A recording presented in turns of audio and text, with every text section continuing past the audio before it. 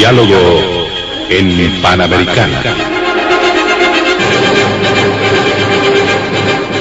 Una producción del Departamento Periodístico de Panamericana en su mejor estilo.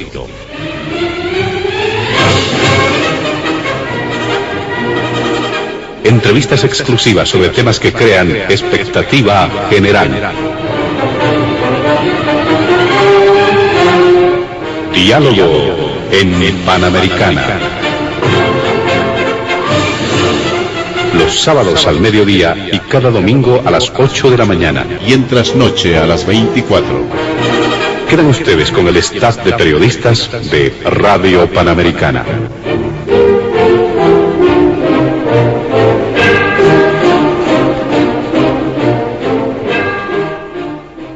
¿Qué tal, amigos de todo el país? Bienvenidos a Diálogo en Panamericana. Y en esta ocasión vamos a desarrollar la consideración de distintos temas en la agenda informativa que entendemos también se podrá marcar algunos elementos de agenda para los días venideros. ¿Qué pasa con estos criterios? Hay consideraciones en torno a los procesos judiciales. Nuevamente se habrían reactivado a gente denominada de plataformas activistas a propósito de los sucesos del pasado año 2019. Se continúan con algunas acciones, la justicia continúa en este tema. La exmandataria Yanine Áñez también habría recibido una visita importante, es decir, hay varios elementos respecto a los procesos que se están desarrollando en este tema. Y un diputado decía, estamos en la tercera ola, pero en la tercera ola de persecuciones judiciales. ¿Será así? Bueno, este es el primer punto de Diálogo en Panamericana.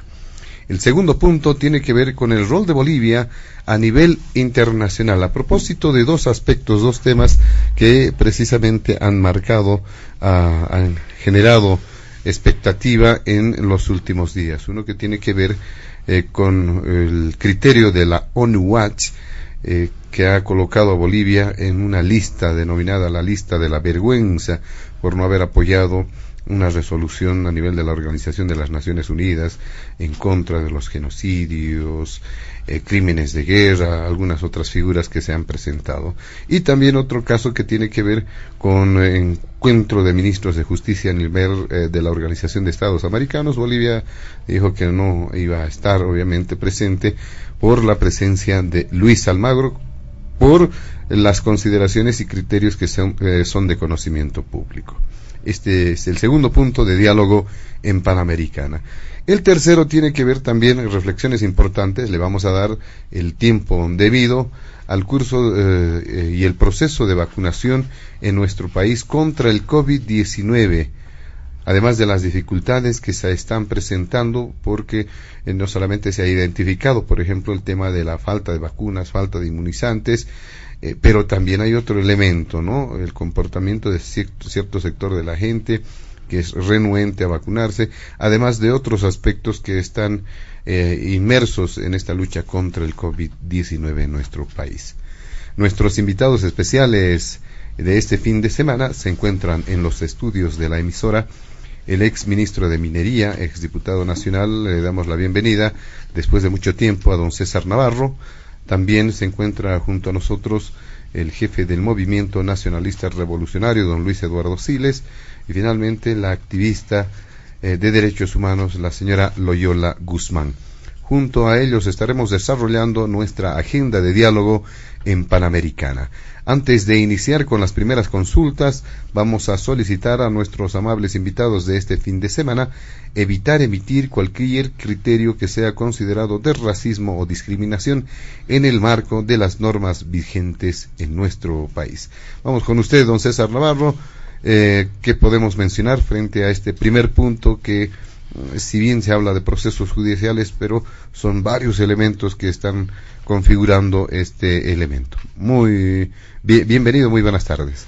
Gracias, José Luis, muy buenas tardes a todo Bolivia. Saludar de manera especial a doña Loyola Guzmán, también saludar al señor Siles, jefe nacional del MNR. Primero, para ver lo que está sucediendo como hecho jurídico en este momento, creo que es importante ver los antecedentes y las causas que originan el hecho jurídico del 2021 principalmente.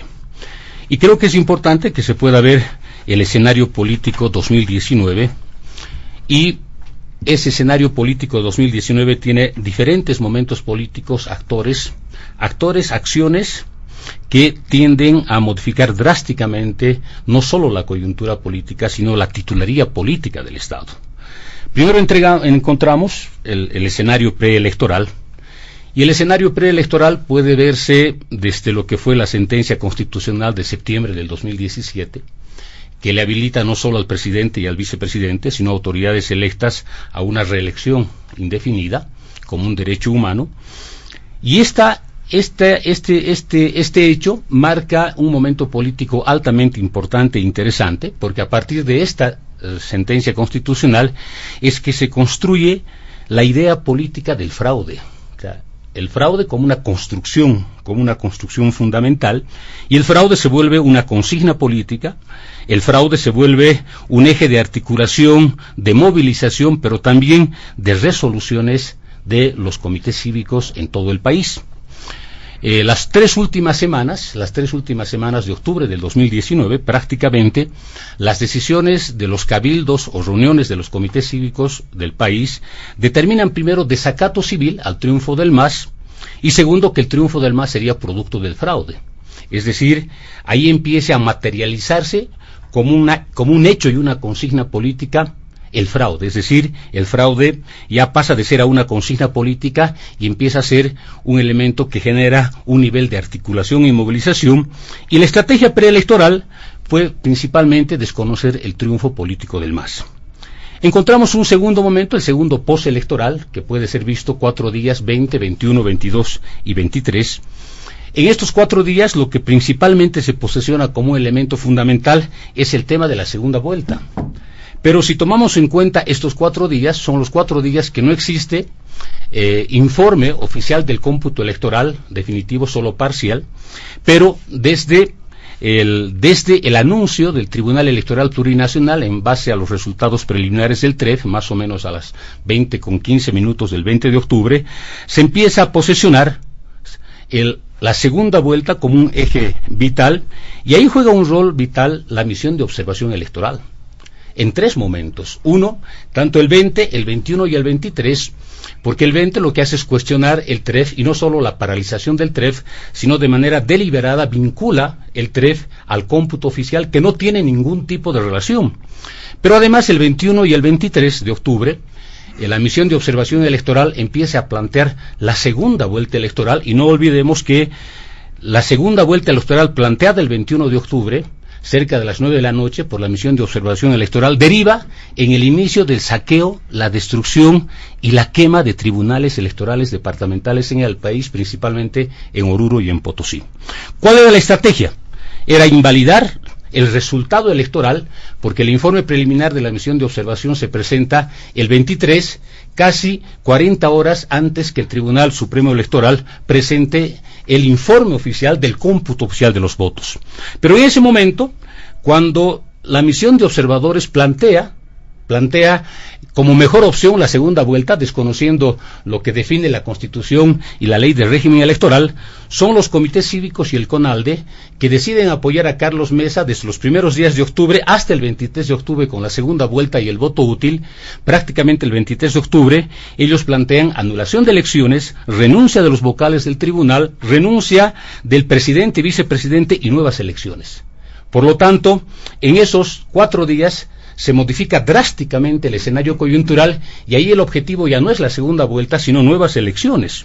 Y desde el 23 de octubre hasta el 10 de noviembre, prácticamente lo que encontramos son diferentes concentraciones, cabildos, que están vinculados a nuevas elecciones, a toma de instituciones estatales, a bloqueos urbanos, pero también a una violencia sistemática. Una violencia sistemática tanto social, tanto racial, tanto política, y esta violencia ha sido liderada y organizada fundamentalmente por grupos que tienen características cuasi paramilitares en su organización, y me refiero a la Unión Juvenil Cruceñista y a la Resistencia Juvenil Cochala. Entre el 10 y el 12 de noviembre, José Luis, lo que tenemos es la materialización del golpe de Estado, pero también la organización del gobierno de facto, ¿no? Y tanto el golpe como la organización del gobierno de facto, violando los principios de la Constitución, violando el reglamento de la Cámara de Senadores, se empieza a constituir el golpe de Estado. Pero para que se materialice el golpe de Estado ha sido necesario e importante la represión, pero la represión de policías civiles y de civiles, justamente la mañana del 11 de septiembre. Y allí encontramos las masacres en Ovejuyo, Pedregal y Guayani. Son en la mañana del 11 de noviembre, prácticamente tenemos 4 muertos por impacto de bala. Y estos elementos te permiten constatar que no se pudo dar la organización del gobierno de facto si no existía este elemento vital, es decir, el desplazamiento de los policías. Y el día lunes 11 de septiembre, cuando se suspende la primera sesión de la Cámara de Senadores convocada por la senadora Áñez, cerca a las 17 horas, lo que hace la senadora Áñez es leer una carta que le envía el general Calderón y le dice, el comandante de policía le dice que están siendo rebasadas por las movilizaciones sociales, etcétera, y ella se empieza a atribuir la decisión de ser ya presidenta del Senado, de la Asamblea Legislativa, y le ordena de manera directa al general Calimán para que colabore de manera conjunta con la policía para tener un control territorial e impedir la violencia sistemática de las hordas masistas.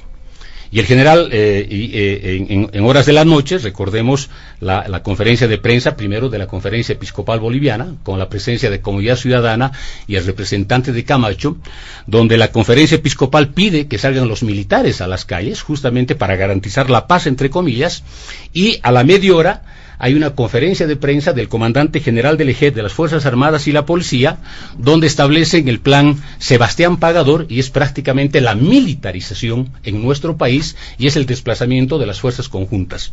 Entonces, en todos estos escenarios, tanto en la fase preelectoral, postelectoral y en la fase final del golpe y organización del gobierno de facto, encontramos la participación de varias personas que tienen diferentes niveles de responsabilidad en los hechos que han sucedido, desde violación de derechos humanos, desde masacres, desde detenciones, desde violación a la Constitución y al reglamento de la Cámara de Senadores, y por eso que hoy se están desarrollando diferentes fases de investigación y son las autoridades competentes del Ejecutivo Nacional, pero principalmente del orden jurisdiccional, los que tienen que establecer y valorar el nivel de denuncia y prueba que están presentando los denunciantes en este caso.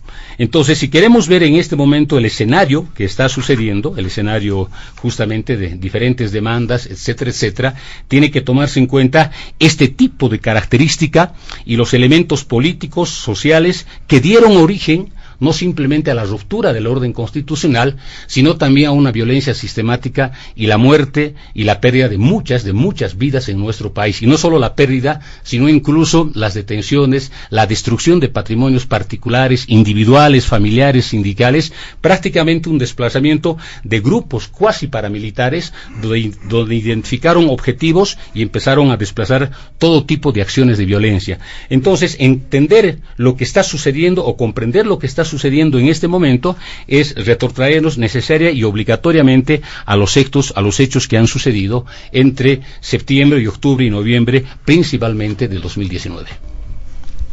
Muy bien, le agradecemos a don César Navarro en este primer punto. Le damos la palabra ahora a don Luis Eduardo Siles para que pueda dar cuenta también de los alcances del primer punto en Diálogo en Panamericana. Adelante, don Luis Eduardo Siles. Bueno, muy buenas, un saludo cordial a los distinguidos panelistas, el señor Navarro, doña Loyola Guzmán, a usted José Luis, a toda la audiencia de Radio Panamericana. Un gusto estar con ustedes hoy día en este debate y en este programa tan escuchado. Bueno, como usted suele hacerlo cuando tiene la amabilidad de invitarnos a este programa, usted hace una especie de resumen de lo que se va a tratar en el programa. Y parece que el señor Navarro no vio que el tema del primer punto es consideraciones generales sobre procesos judiciales y la llamada tercera ola de persecuciones. Aquí y ahora, hoy, porque si nos vamos a retrotraer hacia los eventos anteriores, es necesario poner un contexto evidente. Pero cada uno tiene su versión sobre ese contexto, sabemos cuál es la nuestra. Aquí hubo un fraude, aquí hubo un referéndum que no les dio la gana de respetar. el pueblo boliviano se expresó en la negativa, por lo que usted afirma tan suelto de cuerpo que me sorprende, quiero decirle. Cuando hablábamos antes de entrar al programa, usted parece una persona, digamos, con la cual se puede hablar, pero después me dice que hubo una sentencia constitucional que avaló la reelección indefinida como un derecho humano. ¡Guau! ¿Qué es eso? ¿Cómo va a ser una reelección indefinida un derecho humano? Eso no es un derecho humano. Eso es una aberración conceptual que todo el mundo ha visto con asombro. Es un hecho surrealista que no se ajusta a ninguna categoría jurídica. Es un absurdo. ¿Cómo va a ser un derecho humano reelegirse indefinidamente? O sea, que se cree Morales un rey, que es de derecho divino, que lo ha puesto Dios. ¿Qué es esto? Contra eso se rebeló el pueblo boliviano. Ese es el fraude, eso se llama golpe. Hacer un referéndum, gastar lo que cuesta en organizarlo y después decir, me río del referéndum porque es un derecho humano que me voy a volver a postular. En segundo lugar, que aquí hubo un fraude, nadie duda de que hubo un fraude, por favor, si aparecían papeletas, maletas electorales, registros por todos lados, favoreciendo un candidato que no se podía postular. Aquí ha habido un servidor paralelo, ha habido los informes del ingeniero Villegas, ha habido el hecho que él mismo más ha admitido el fraude, puesto que ha enjuiciado a los miembros del Tribunal Electoral de entonces. Por Dios, aquí no ha habido ninguna otra cosa que un fraude, una violación del respeto a los bolivianos, una violación del referéndum, y por eso las cosas fueron por donde fueron. Y aquí han salido ningún grupo paramilitar, aquí han salido millones de personas a la calle. Y no nos pueden ustedes falsificar la verdad. Falsificar es un delito. Si yo falsifico un billete es un delito. Si yo falsifico un documento es un delito. No nos pueden contar una narrativa que se inventa como si fuera la Matrix, ¿no es cierto? Una película que hace que nadie vivió lo que vivimos. Nadie. Seguramente usted no estuvo asilado en la Embajada de México, ¿no es cierto? Seguramente eso no ocurrió. Seguramente no salió con salvoconducto y todo no lo querían dejar salir. Y después lo dejaron salir y salió. Seguramente eso es mentira, ¿no es cierto? Alguien se lo inventó en el periódico. No es cierto. Entonces yo creo que si queremos establecer un diálogo que sea constructivo, tenemos que respetarnos un poco. Lo que estamos hablando aquí como el primer punto es sobre los procesos judiciales y las persecuciones que el gobierno actual está llevando a cabo, violando la democracia, los derechos humanos y el debido proceso. El hecho que la señora Áñez, que tiene derecho a un caso de corte y a un juicio de responsabilidades, está encarcelada, ya no sé cuánto tiempo ya va, sin ningún debido proceso, sin ningún respeto por su dignidad de expresidente.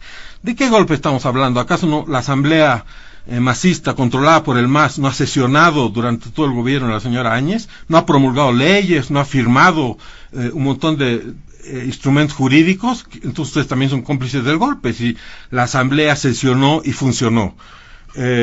Y por esa razón está presa la señora Áñez, que puede haber cometido muchos errores de tipo político, que sin duda los cometió, pero eso no es razón para violar sus derechos humanos, para coartar sus libertades más básicas. Los policías y los militares que están presos por haber cumplido con su deber.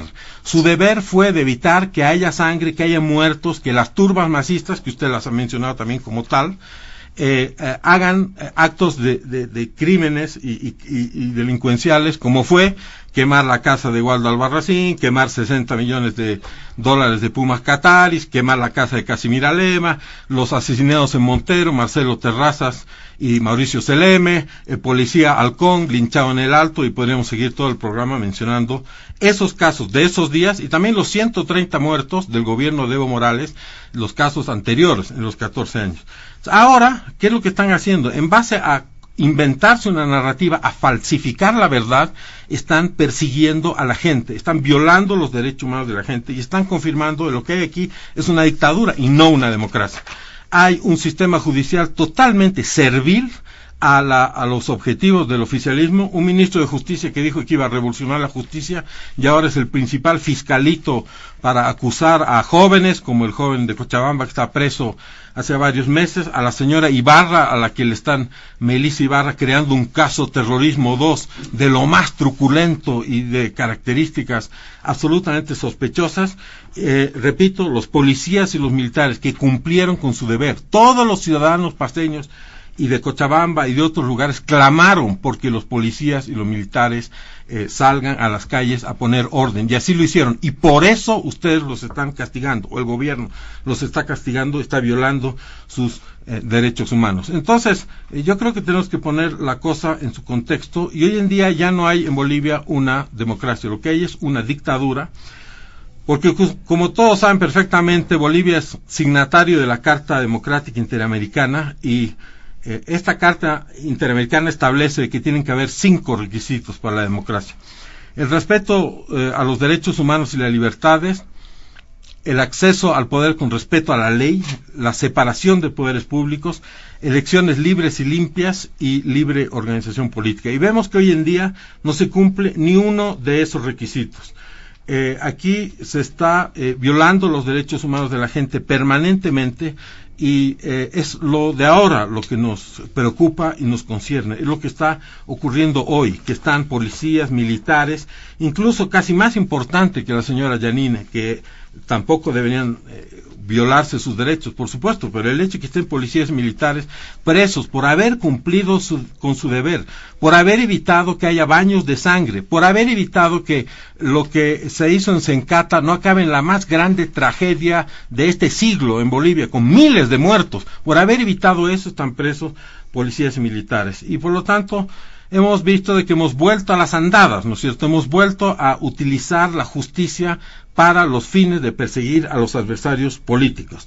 Entonces, yo creo que aquí hay que ser claro, ya Bolivia ha dejado de ser una democracia, ya es una dictadura, y esto hay que decirlo al servicio, lo vamos a ver en el segundo punto, de lo que es el movimiento internacional del castrochavismo, porque aquí no se defienden los intereses de Bolivia, se defienden los intereses de Cuba, de Chávez, de Venezuela, y los intereses que son ajenos a la solución de nuestros verdaderos problemas. Entonces, concluyo con eso. Esta política de utilización de la justicia para reprimir a los opositores lo muestra de cuerpo entero.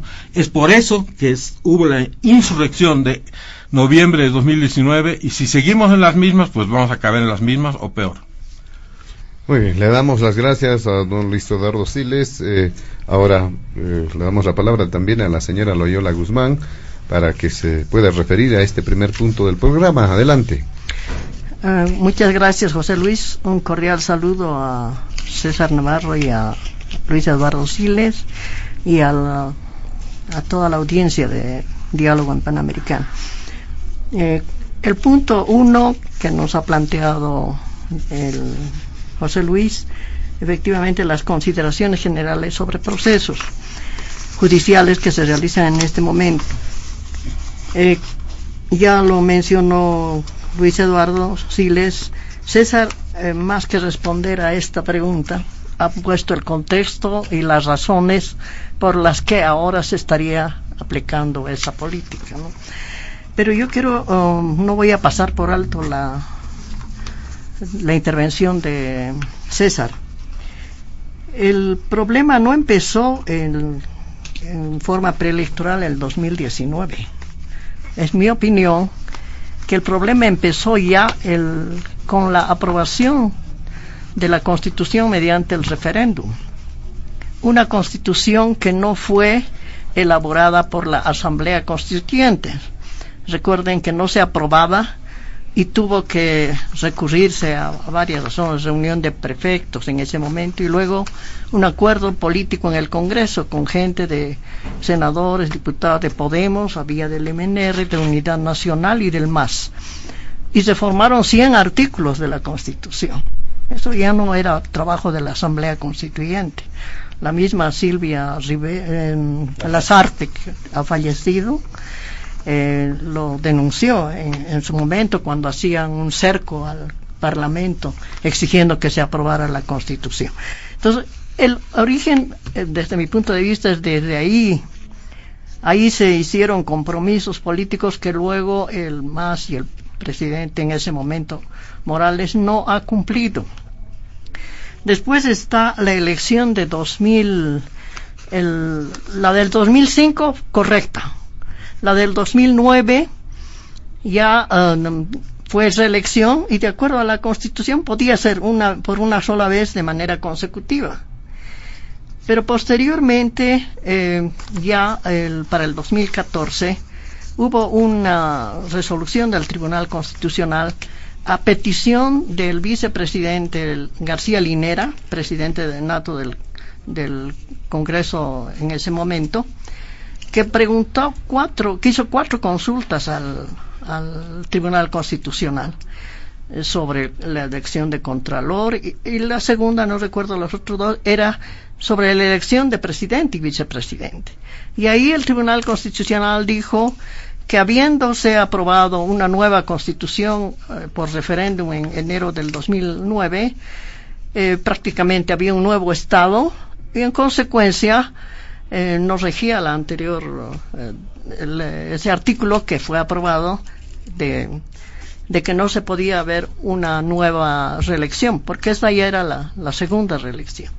Entonces, ese es otro punto. Luego está después de la elección del 2014,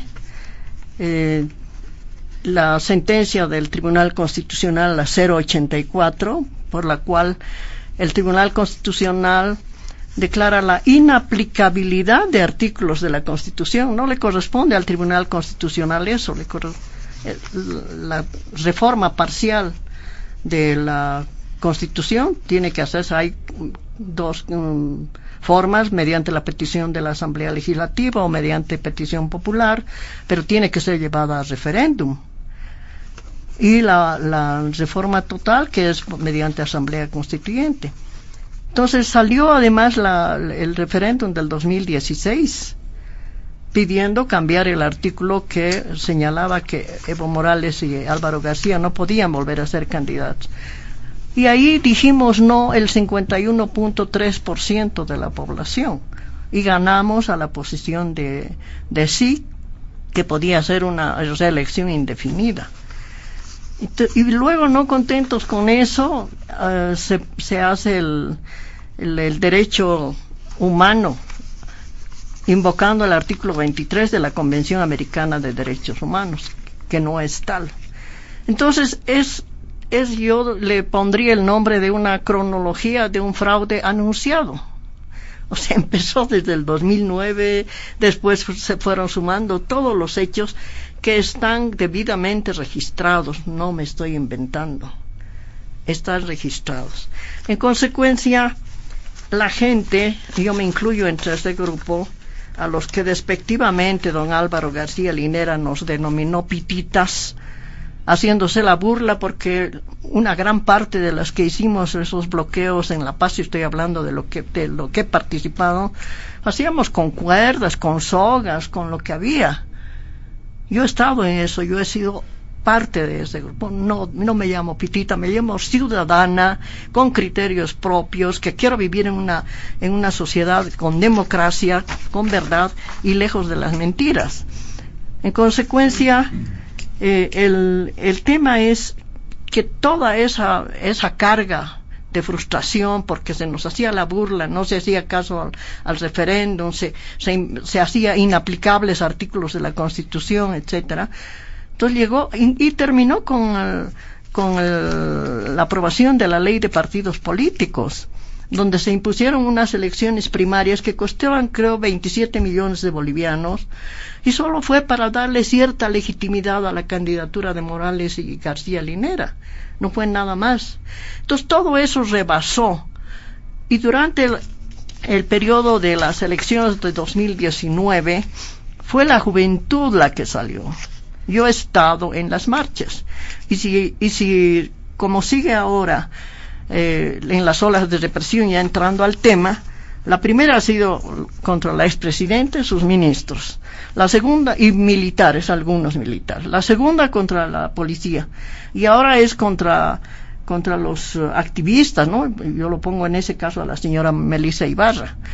Y si sigue así, entonces creo que yo por ejemplo, que he sido activa participante, he estado en las concentraciones donde nos gasificó la policía por órdenes del gobierno de Evo Morales, he participado con jóvenes que eran estudiantes de la universidad, de todas las universidades, no solo de la zona sur, no eran jóvenes, eran del alto de la ciudad, de la UMSA, etcétera.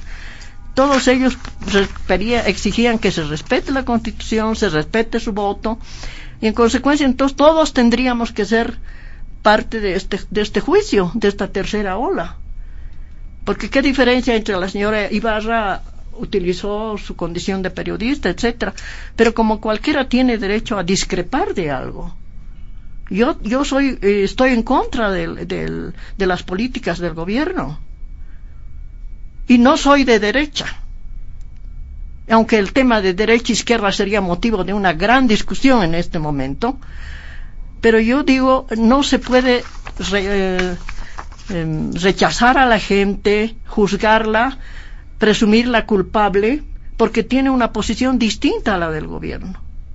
Entonces, en esta tercera ola, si sigue como está, argumentando la falsedad del golpe de Estado, que no ha habido golpe de Estado, yo nunca he sido golpista, pero he sido parte de toda esa movilización que culminó con el rechazo a la candidatura de Morales, que fueron ellos los que construyeron. La misión para hacer la auditoría, ¿quién la pidió? La pidió el presidente en ese momento, Morales, que llevaban de buenas migas con el señor Almagro. Fue invitado al Chapare, le pusieron un collar de hojas de coca, e inclusive cuando el expresidente Morales pidió la auditoría, la oposición no estaba de acuerdo en que venga, porque se dudaba de la imparcialidad. Entonces hay que ver la historia, efectivamente. Hay divisiones diferentes, pero creo que no es posible que a quienes hemos sido actores directos de todo este proceso nos vengan a mentir y a contar una cosa que no es cierta. Muy bien, le agradecemos a la señora Loyola Guzmán. Como ustedes han podido percibir, en este primer punto hay posiciones, criterios divergentes, y corresponde una segunda ronda para realizar algunas puntualizaciones, quizá establecer criterios adversos respecto a lo que se ha mencionado, y vamos a hacerlo iniciando con la participación nuevamente de don César Navarro, pero vamos a solicitar a nuestros invitados especiales disminuir el tiempo de su participación e ir puntualmente a todos los aspectos que quedan pendientes. Don César Navarro. José Luis,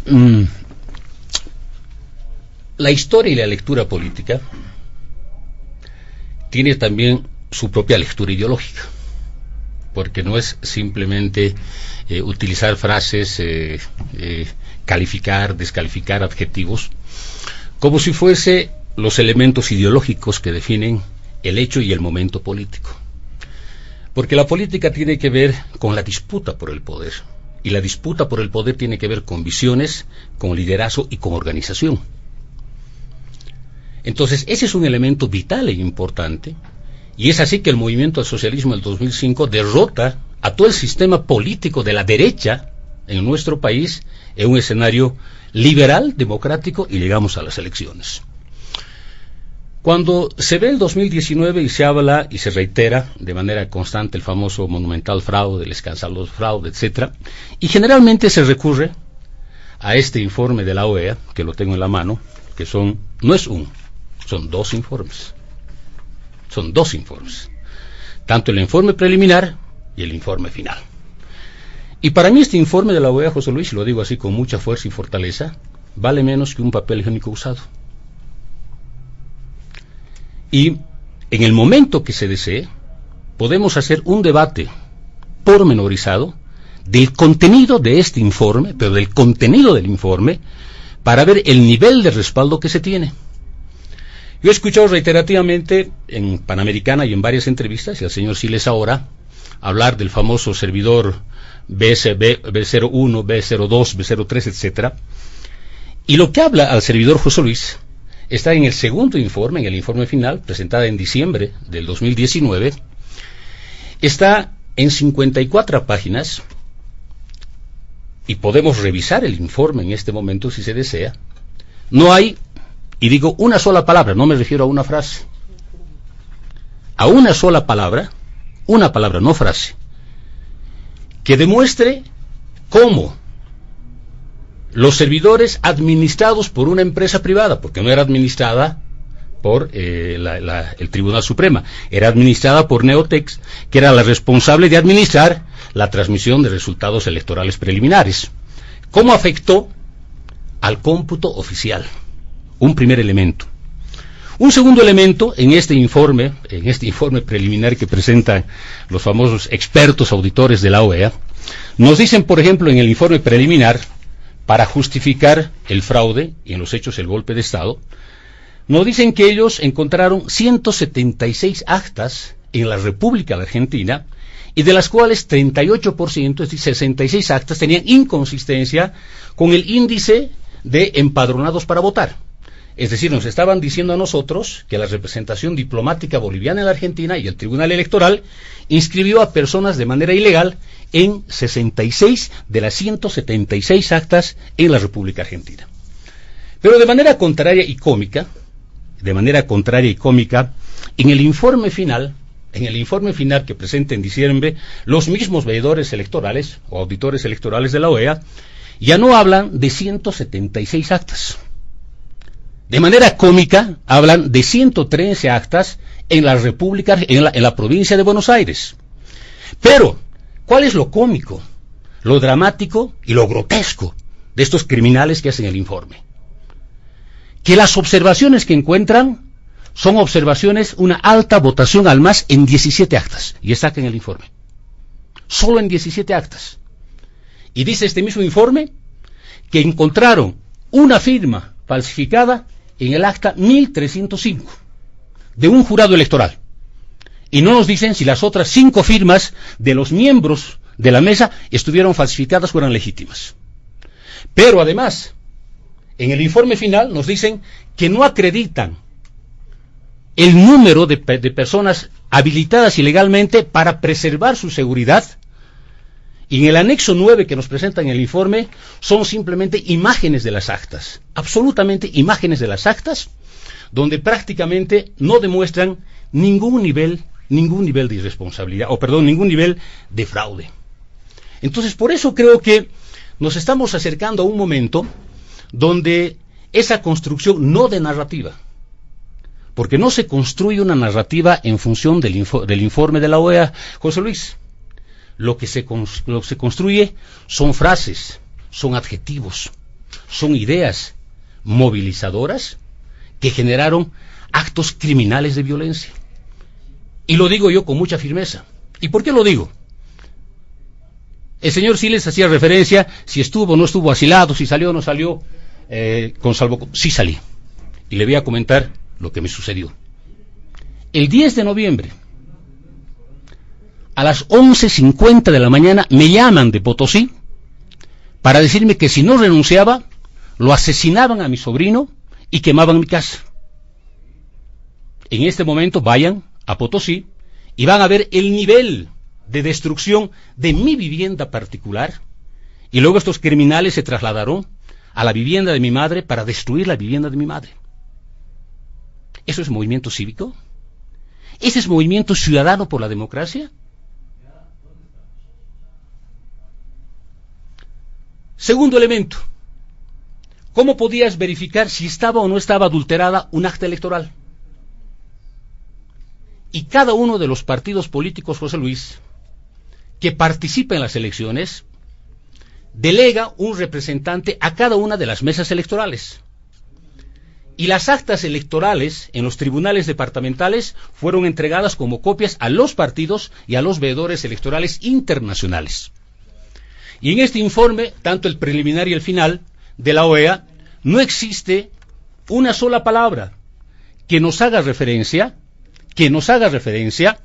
a la adulteración o la modificación, y simplemente en la parte final del informe final, cuando hablan ellos que se construyó un patrón de falsificaciones, de adulteraciones, que modificaron la voluntad popular, porque eso es la frase del inicio del informe final, encontramos en el desglose del informe, este mismo informe nos está diciendo lo siguiente, que encontraron adulteraciones y falsificaciones en 3 actas. Y está el número de las actas acá. Entonces, si queremos utilizar este informe que vale menos que un papel higiénico usado para justificar el fraude. Ese es un fuerte error. Pero, reitero, no se ha construido una narrativa a partir del informe, sino se ha construido simplemente frases, eslogan, que justificaron, motivaron la movilización, y no solo que motivaron la movilización, sino el despliegue de un sinnúmero de actos de violencia política, de violencia racial, de hechos criminales. Recordemos cuando murió este muchacho, en la primera semana de noviembre, en la ciudad de Cochabamba, cuando la resistencia juvenil cochala estaba reprimiendo a una movilización de mujeres campesinas, y estaba reprimiendo con bates, con bazucas caseras, estaba reprimiendo con gases, y ahí muere un muchacho de 20 años. ¿Y por qué muere el muchacho de 20 años? ¿Por el enfrentamiento con las mujeres campesinas? Falso. Muere porque la bazuca casera le explota en el lado izquierdo de su cabeza, y producto de ese impacto, muere el muchacho. ¿Fue producto de un acto de violencia, de enfrentamiento? Y cuando encuentras, por ejemplo, los testimonios, y esto es un elemento vital que te describe con mucha claridad cómo asesinan a las 3 personas en Ovejuyo, en el Pedregal, el testimonio de los familiares de las víctimas, el testimonio de las víctimas, te están diciendo que policías de civiles y civiles con cascos blancos desarrollan sistemas de violencia. Por eso creo que no se trata de retrotraer lo que ha sucedido, sino que el escenario político del 2019 prácticamente ha marcado y va a marcar de manera indefinida en el tiempo el escenario político nacional, y ahí vamos a encontrarnos con una múltiple oposición, porque no tenemos una oposición con visión de país, de liderazgo y alternativa democrática de gobierno. Vamos a encontrarnos con una oposición que utilice la fraseología, utilice el adjetivo, utilice el insulto para hacer oposición. Y vas a ver que vas a encontrar cualquier tipo de movilización contra nosotros, contra el gobierno, prácticamente para hacer una bandera disque democrática. Yo me solidarizo con las personas que destruyeron sus viviendas, porque también destruyeron mi vivienda. Sí me solidarizo, ¿no es cierto? Y veamos los hechos criminales de manera completa e integral, y no simplemente post elecciones, sino post-gobierno de facto.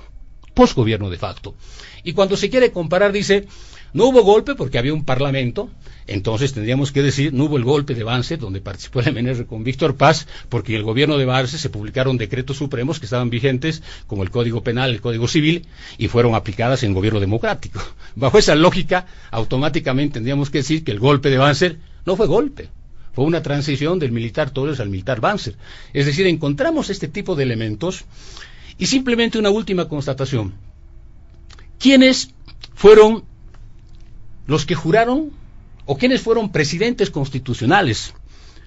Y la misma Constitución te establece que el escenario para prestar juramento como presidente constitucional, antes era el Congreso, el señor Siles fue parlamentario y conoce muy bien, y luego la Asamblea Legislativa Plurinacional. Y los que prestaron juramento para ser presidentes constitucionales fueron Walter Guevara y doña Lidia Gayler, por ejemplo, en su condición de presidente del Senado y presidente de la Cámara de Diputados, después de la transición o del golpe de Natuch. Estuvo Siles, Estensoro, Zamora, Sánchez de Lozada, Banzer, Tuto, Carlos Mesa, Eduardo Rodríguez Belcé. Tomó juramento en el Congreso para ser presidente y luego Evo. Pero ¿quiénes no toman juramento en el Congreso para ser presidente? Juan Pérez Boom, General David Padilla Arancibia, Alberto Natuch Butz, General Luis García Mesa, General Guido Vildoso y la senadora Yanine Áñez. Es decir, si uno ve este elemento que no es una formalidad, sino es un requisito constitucional, porque el Parlamento es el escenario de la pluralidad política emergente del voto popular. Entonces ahí encontramos prácticamente la Constitución, no solo de esta vulneración de este principio constitucional, sino varios otros elementos más que demuestran cómo se organiza un gobierno de facto para garantizar y justificar toda una lógica política conspirativa, no solo contra el gobierno, sino contra el país, contra la democracia y fundamentalmente contra el pueblo popular. Muy bien, le damos la palabra también ahora a don Luis Eduardo Siles para hacer referencia a las puntualizaciones que cree conveniente realizar en esta segunda ronda para cerrar el primer punto, por favor. Bueno, si hubiésemos tenido en la agenda que íbamos a hablar del informe de la OEA y leerlo en todas sus líneas, en fin, yo francamente me hubiese preparado más para hablar del informe de la OEA, pero bueno, el hecho aquí es que es realmente una demostración de hacer una comparación totalmente desatinada el gobierno de Banzer y el gobierno de la señora Áñez. Durante el gobierno de Banzer no había pues un parlamento funcionando con diputados y con senadores. ¡Guau!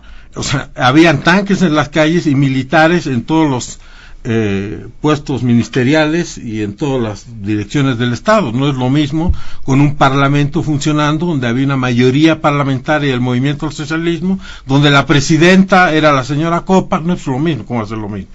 Es realmente una gran diferencia. Un tema típico de la posverdad y del discurso de estos tiempos complejos es decir que los otros hacen lo que yo hago, ¿no es cierto? Es una característica de estos últimos tiempos. Nos habla nuestro amigo Navarro de la violencia, de la sangre, etcétera. Yo detesto ser reiterativo sobre estos temas, pero de la misma manera que doña Loyola asertivamente recordó que la Constitución fue aprobada en la Calancha, en Sucre, a bala, porque fue aprobada a bala, ¿no es cierto? Y después en Oruro con solo algunos, porque a los otros los dejaron afuera. De la misma manera es pertinente recordar estos 14 años de violencia y de sangre. O sea, el odio lo han sembrado ustedes. Y lo que han cosechado, si las cosas que se encuadrarían en la descripción que usted hace en noviembre de 2019, es el odio que han sembrado. O sea, no pierden una oportunidad.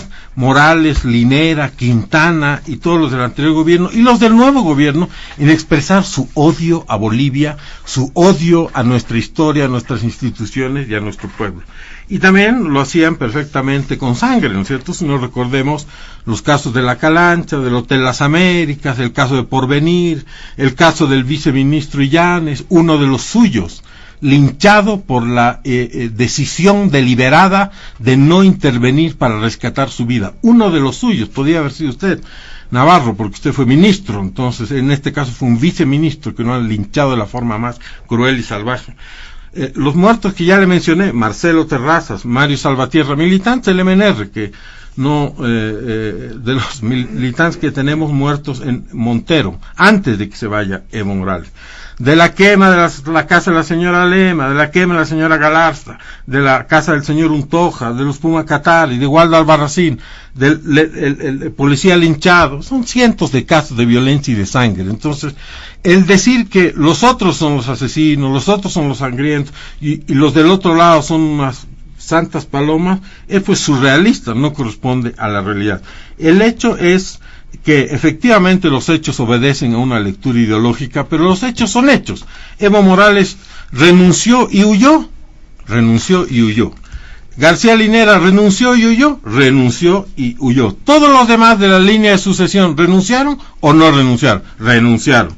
Entonces, en la Constitución boliviana permite que, ante la ausencia de poder y el caos que querían generar, asuma la próxima persona en la línea constitucional, que era la señora Áñez.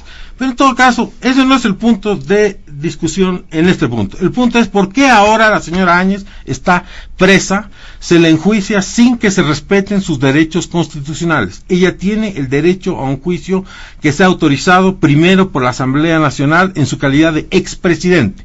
¿Y por qué no se respetan sus derechos? ¿Por qué se encarcela a policías y militares en las mismas circunstancias?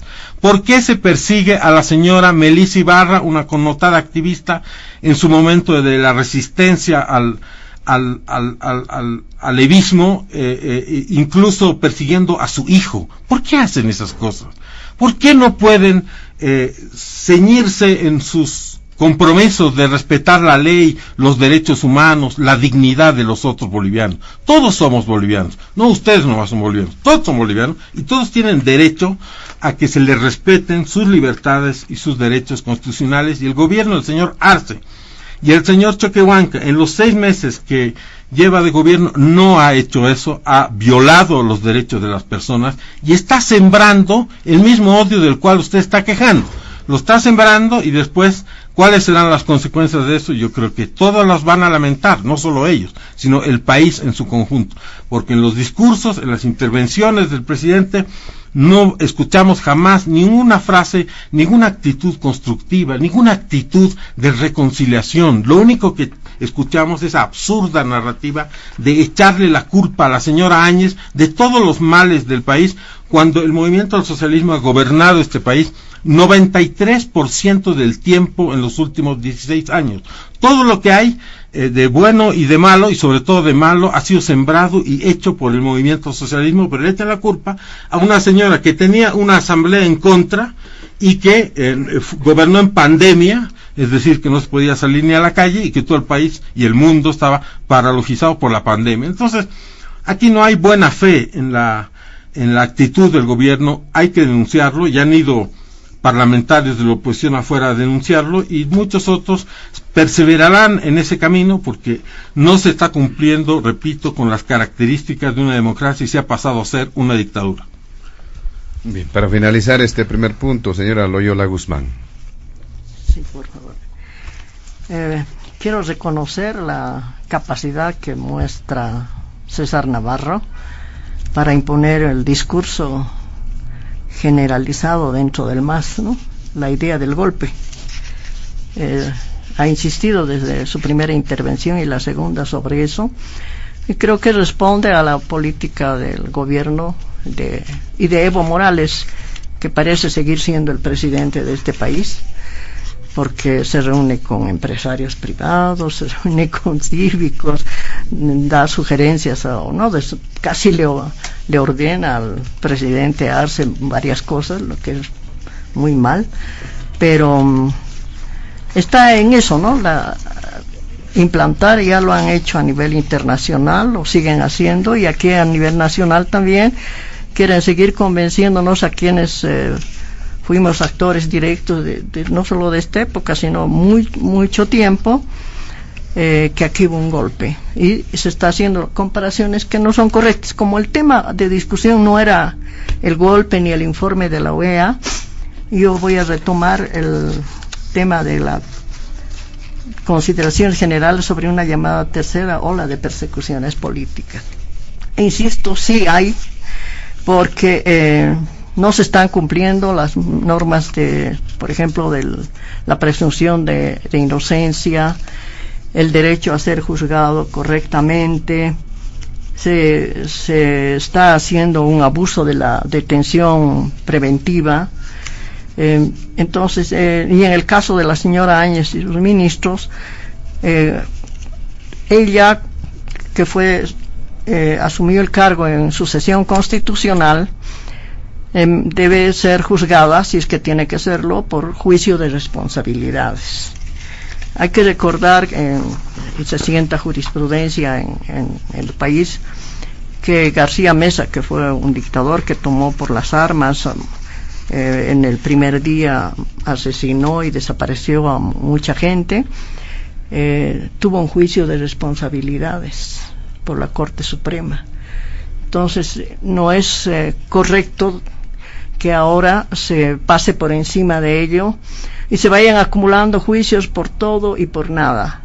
En el caso de la señora Áñez y en el caso de algunos de sus ministros y de los militares y policías que salieron a cumplir lo que les ordena la ley, lo que les ordena la Constitución. La policía tiene que velar por el mantenimiento del orden interno del país. Y en el caso de las Fuerzas Armadas tuvieron que salir con un decreto que ya es también jurisprudencia, porque recordarán que en el caso del juicio a Gonzalo Sánchez de Lozada, Gonzalo Sánchez de Lozada y Sánchez Berzaín no fueron juzgados, porque no estaban presentes, y en ausencia no se juzga a la gente, ¿no? Esa es otra cosa que ahora están metiendo nuevamente. Y los militares y policías que cumplen órdenes han pedido que se garantice, por eso hay decreto supremo que ordene la salida de las Fuerzas Armadas en determinadas circunstancias. Pero sin embargo están siendo juzgados ellos. Decía, el abuso de la detención preventiva, no hay el debido proceso, el derecho a la defensa. Entonces se está viviendo en un momento de violación de los derechos humanos de las personas, cualquiera sea de ellas, ¿no? Sigue y se ha reforzado la dependencia del órgano judicial al órgano ejecutivo. Se ve, por ejemplo, acciones como la del Procurador General del Estado, cuya función principal es velar por y defender los intereses del Estado.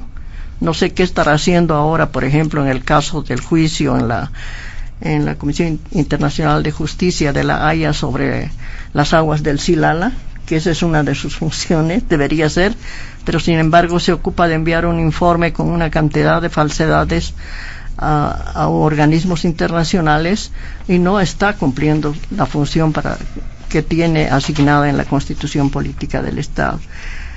En consecuencia, estamos en un momento en que el gobierno quiere imponer su teoría del golpe de Estado, quiere castigar con una fuerte en un fuerte ambiente de odio, de revancha.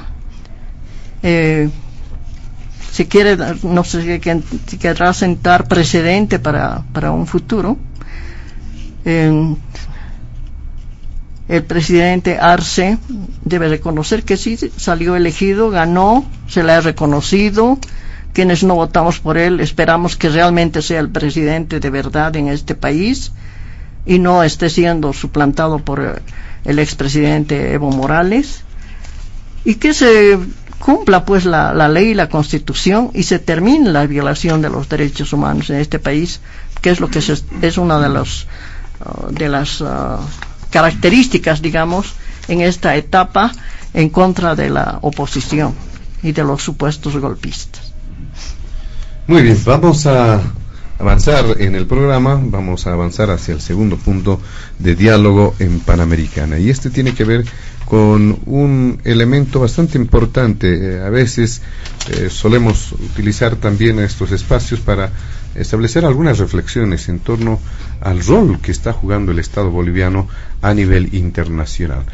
Nuevamente lo hacemos, y a propósito de dos aspectos que han llamado la atención en los últimos días, que tiene que ver, uno, por ejemplo, con una decisión que surgió a nivel internacional. El Observatorio de las Naciones Unidas, UNOWACH por sus siglas en inglés, ha incluido a Bolivia junto a otras 14 naciones en la lista de la vergüenza, dice, por no apoyar la resolución de la Asamblea General de la Organización de las Naciones Unidas contra los genocidios, crímenes de guerra, limpieza étnica y crímenes contra la humanidad. Este es un aspecto, pero también hubo otro elemento que ha llamado la atención en los últimos días, que es una postura ya que no ha sorprendido a muchos, porque ya se conoce, por ejemplo, la línea de acción del gobierno del presidente Luis Arce en contra de la Organización de Estados Americanos. Se trata de un encuentro de ministros de justicia al que Bolivia decidió no asistir, precisamente por la presencia de Luis Almagro, el secretario general de la Organización de Estados Americanos. ¿Qué es lo que está ocurriendo? ¿Cuál es el rol? ¿Cómo se puede entender esa línea del Estado boliviano en estos dos escenarios a propósito del ámbito internacional? Don César Navarro. José Luis, primero, la primera pregunta, que es UNOWACH, ¿no? Es una organización no gubernamental. Segundo, no es una institución, no es una organización dependiente de las Naciones Unidas, sino es una ONG reconocida por las Naciones Unidas. Un primer elemento que debemos marcar como diferencia. Pero ¿quién es el que preside esta ONG? Porque acá no existen casualidades, ni en materia diplomática lo que se juegan son intereses. Y eso lo aprendimos los que entendemos la política, y no los que vemos la política como un hecho romántico o como eslogan. El que preside esta ONG es Hilliard Neuer, es un canadiense judío, es nacionalidad canadiense, y él en su propio currículum pone con mucha claridad que es crítico a las acciones del Consejo de los Derechos Humanos de las Naciones Unidas, pero es un defensor a las resoluciones del Consejo de Seguridad de las Naciones Unidas. Y esto es un elemento importante que debemos tomar en cuenta, José Luis, porque no te olvides que en el Consejo de las Naciones Unidas, que es prácticamente el buró que determina el funcionamiento y el comportamiento de las Naciones Unidas, existen 4 países con derecho a veto, y entre ellos está Estados Unidos, está Francia, está Inglaterra, está Rusia, etcétera. Y esta ONG, y yo tuve que entrar a la página web de esta ONG para entender qué es esta ONG, y prácticamente uno entra a la página de urrights.org, y ahí lo que vas a encontrar, lo primero que hace, valora de manera positiva a Juan Guaidó como presidente de Venezuela. Entonces ya te da a entender cuál es la connotación ideológica de este caballero y de esta organización no gubernamental. Sigues leyendo y viendo la página y prácticamente vas a encontrar críticas al gobierno de Venezuela, al gobierno de Cuba, al gobierno de Rusia, al gobierno de Irán, etcétera, etcétera, etcétera. Entonces, no es una organización gubernamental que está destinada a ver estos elementos de manera imparcial, sino básicamente es una ONG que tiene un nivel de funcionamiento en función de ciertos intereses. Como bien dice Eva Gollinger, una importante periodista a nivel internacional, un elemento importante.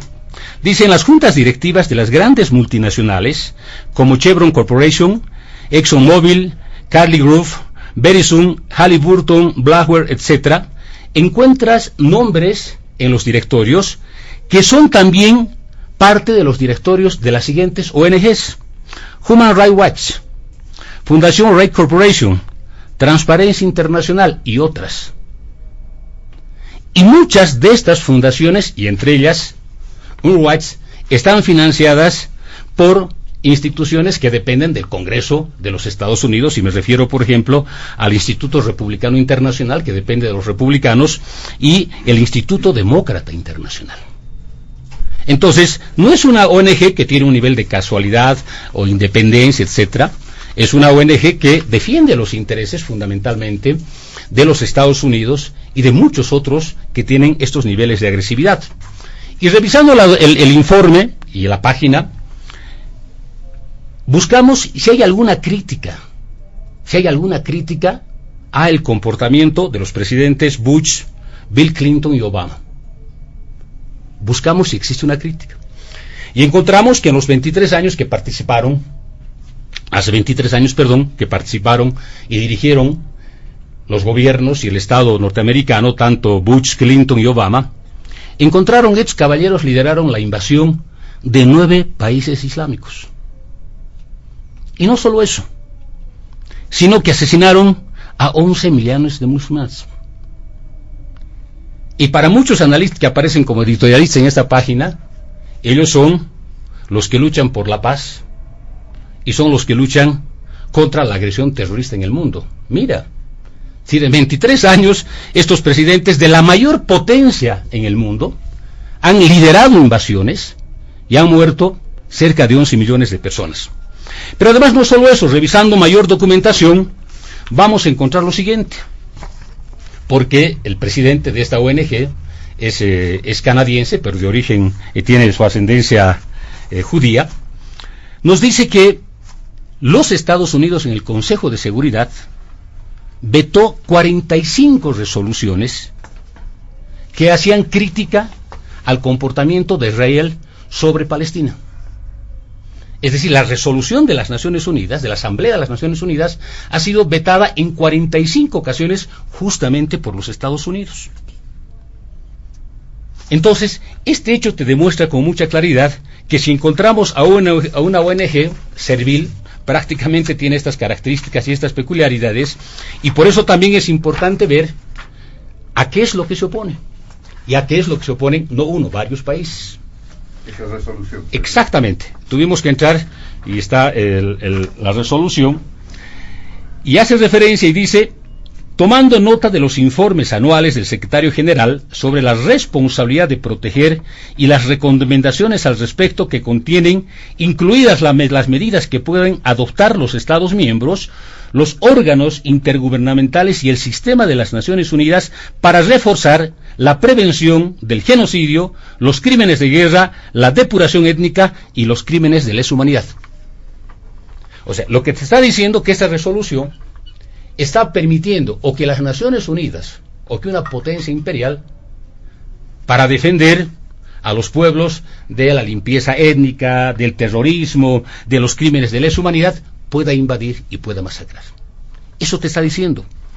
Y no encontramos una resolución y una opinión de esta ONG, una ONG particular, que condena las intervenciones a diferentes países, que condena los crímenes cometidos en la intervención en esos países.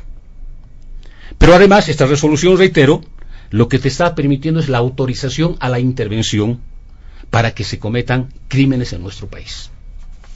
Entonces, no se trata de ver estos elementos de manera genérica, porque lo que se está discutiendo a nivel político no es lo que dice la resolución, ni el origen de la resolución, sino de la forma como presenta un medio de comunicación esta resolución. Entonces, viendo los orígenes, vemos quién hace la publicación y dice quiénes son países odiados que no quieren los derechos humanos, entre ellos los involucra Bolivia, está Cuba, está Rusia, etcétera, ¿no es cierto? Y nos dicen que somos los que fomentamos el terrorismo, en otras palabras.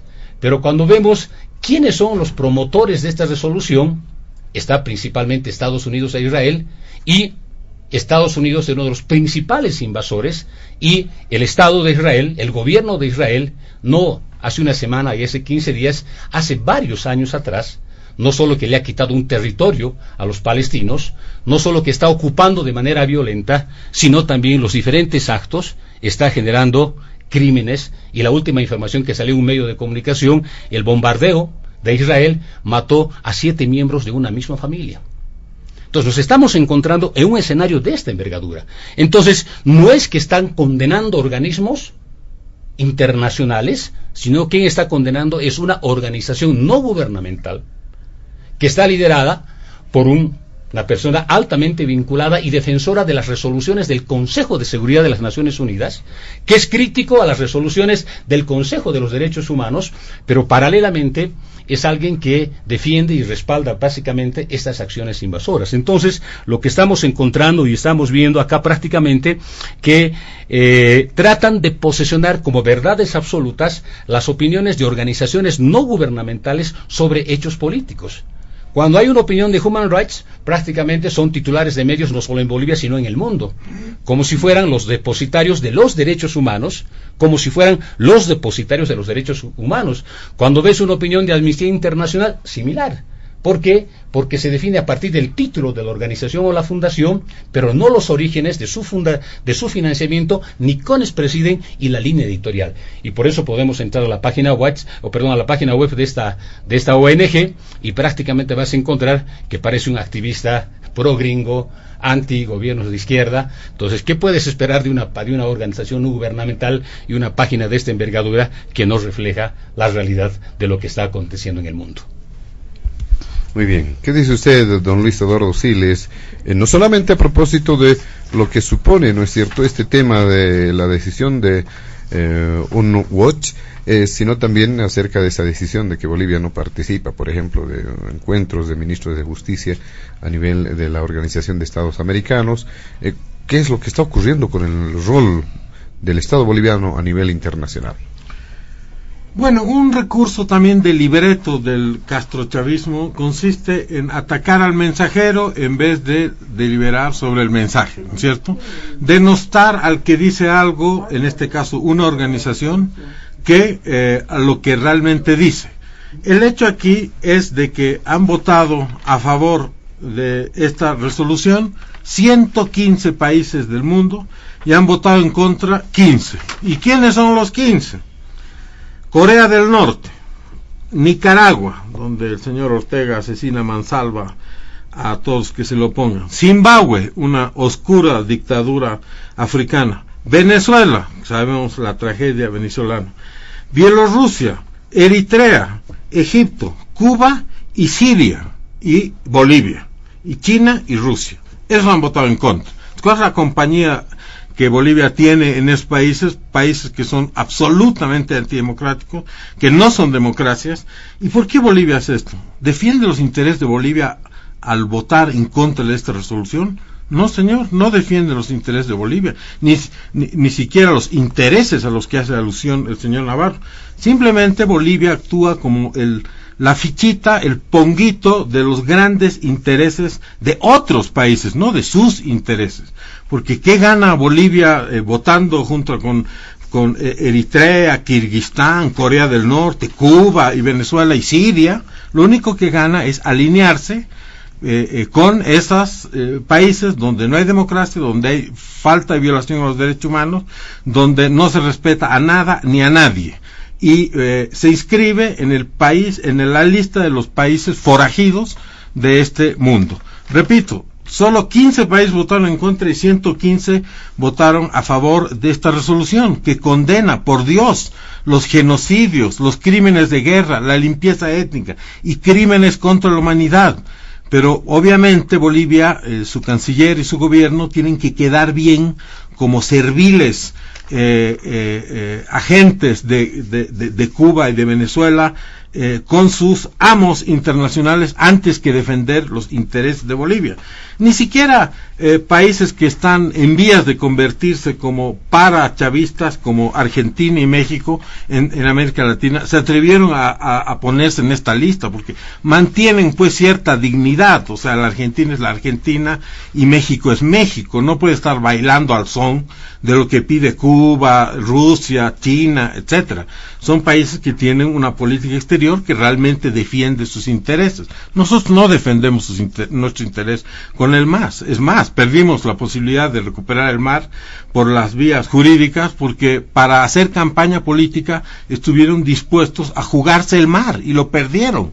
Entonces, ahora, para seguir haciendo campaña política, hacen las cosas de tal manera que se alinean con estos países donde no tenemos nada que ganar. Me extraña que no esté Irán en esta lista, porque francamente son los países de los cuales le gusta ser amigos al gobierno del MAS.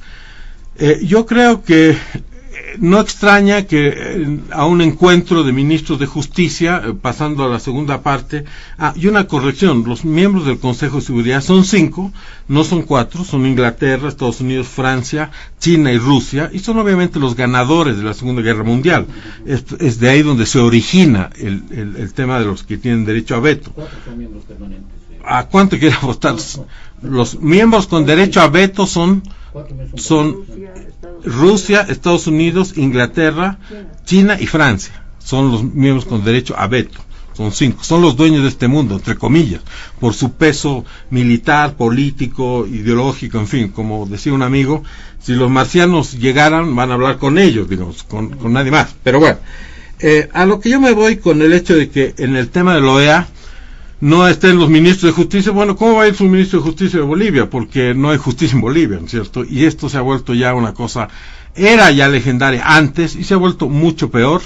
El ministro de justicia en este mismo programa se comprometió a reformar la justicia o intentarlo o a encarar el principio del gran desafío patriótico que significaría reformar la justicia en Bolivia, y en 2 semanas nomás se volvió el fiscal del enjuiciamiento de los opositores, el perseguidor de los opositores, el mensajerito de la lógica de enjuiciar a activistas, a jóvenes, a mujeres como Yanine Áñez, como Melissa Ibarra, porque son las más débiles, ¿no es cierto?, desde el punto de vista político y desde el punto de vista de su situación hoy. En eso se convirtió el ministro de Justicia. Entonces, ¿qué va a ir a hablar de la justicia de Bolivia en la OEA o en ningún lado?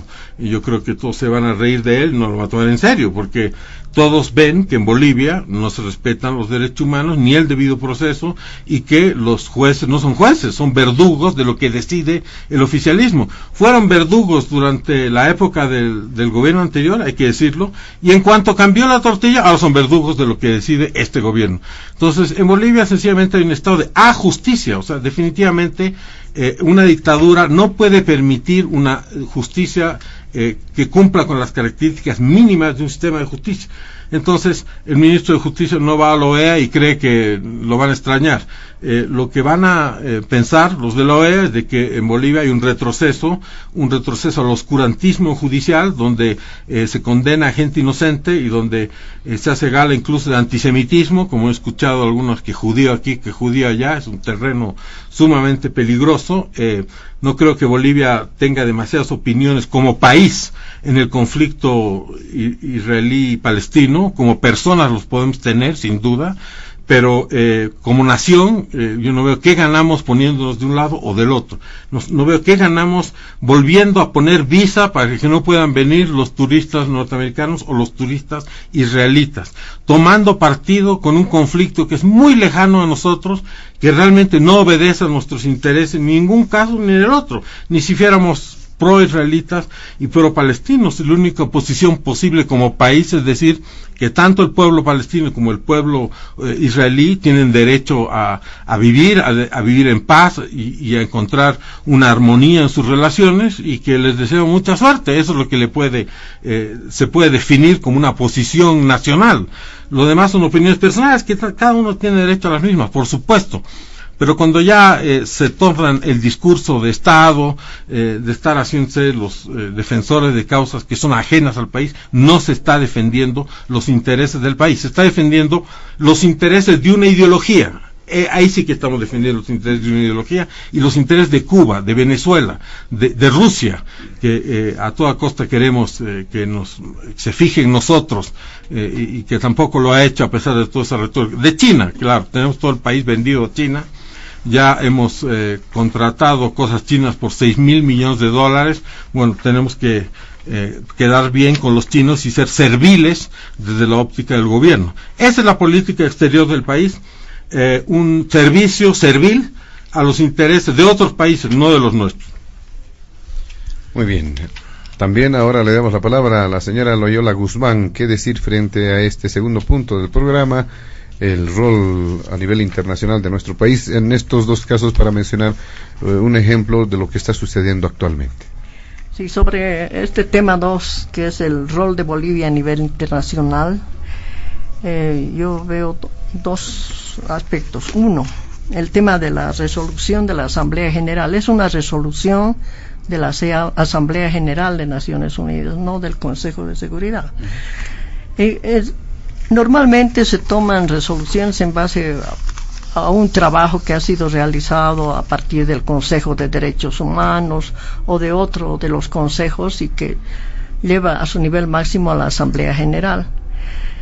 Esta resolución yo lamentablemente no he podido leerla in extenso, no la encontré, y acabo de prestarme de César una parte de la resolución, que es prácticamente la introducción, y se refiere a la responsabilidad de proteger y la prevención del genocidio, los crímenes de guerra, la depuración étnica y los crímenes de lesa humanidad, ¿no? Y ahí, como es de costumbre, hay una introducción y luego está la misma resolución. Lamentablemente César solo tiene la primera parte, donde indican que, tomando nota de los informes anuales del Secretario General sobre la responsabilidad de proteger y las recomendaciones al respecto que contienen incluidas las medidas que pueden adoptar los Estados miembros, los órganos intergubernamentales y el sistema de las Naciones Unidas para reforzar la prevención del genocidio, los crímenes de guerra, la depuración étnica y los crímenes de lesa humanidad. Y seguramente a continuación en la resolución están toda una serie de acuerdos que han sido firmados por, como dijo, 115 estados. Aquí no se trata de que mediante esta resolución, lamentablemente no he leído completa, se va a intervenir, se va a permitir el ingreso a las intervenciones a los países. Eso no es posible. Hay que recordar que Bolivia, como Estado, ha aprobado la Convención contra el Genocidio, de Crímenes de Lesa Humanidad, y ha firmado como Estado, mediante sus representantes del órgano ejecutivo, y ratificado en el anterior Congreso y en la actual Asamblea Legislativa Plurinacional diferentes convenciones, tanto de la OEA como de Naciones Unidas.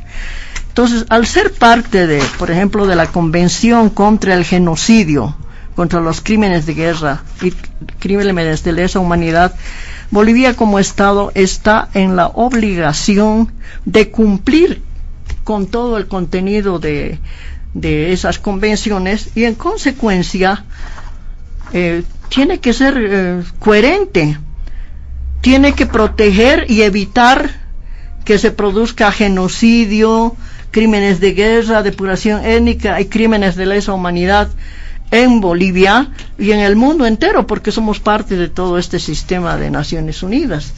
Entonces, desde ese punto de vista, creo, al margen de lo que haya dicho esta ONG, ONGs hay muchas reconocidas en el sistema de Naciones Unidas y que participan como observadores, como para plantear problemas y vigilando lo que hacen los estados.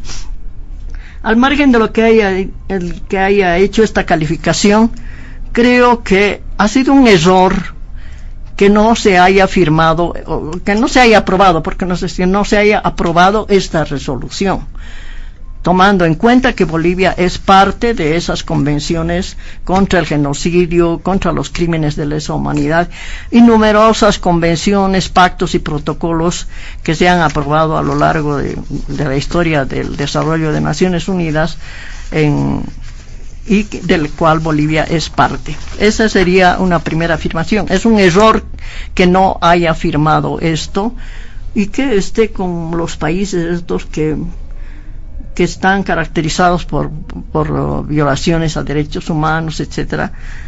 Y en el caso concreto de Bolivia, creo que debería haber aprobado esa resolución, siendo coherente con ser parte de esas convenciones. El otro punto que hay en este tema es la actitud del ministro de Justicia de Bolivia en la reunión ha habido una reunión de ministros de justicia convocado por la OEA. Es importante saber qué es esta reunión. Es un foro político, técnico, hemisférico para el tratamiento de temas relacionados con la justicia, la cooperación jurídica y judicial, el intercambio de experiencias, la coordinación de políticas públicas y la consolidación del Estado de Derecho en las Américas. Eso leo para saber exactamente de qué se trata esta reunión. Tiene importancia para el fortalecimiento del tema de la justicia en cada país miembro de la OEA. Se hacen intercambios, cursos, entrenamientos, por ejemplo, se ha visto el tema de la ciberdelincuencia, y ha tenido numerosas reuniones, se han realizado numerosas las reuniones de ministros de justicia. El ministro, tengo entendido que ha estado en la primera sesión y luego se retiró porque iba a estar presente el secretario general de la OEA, el señor Almagro.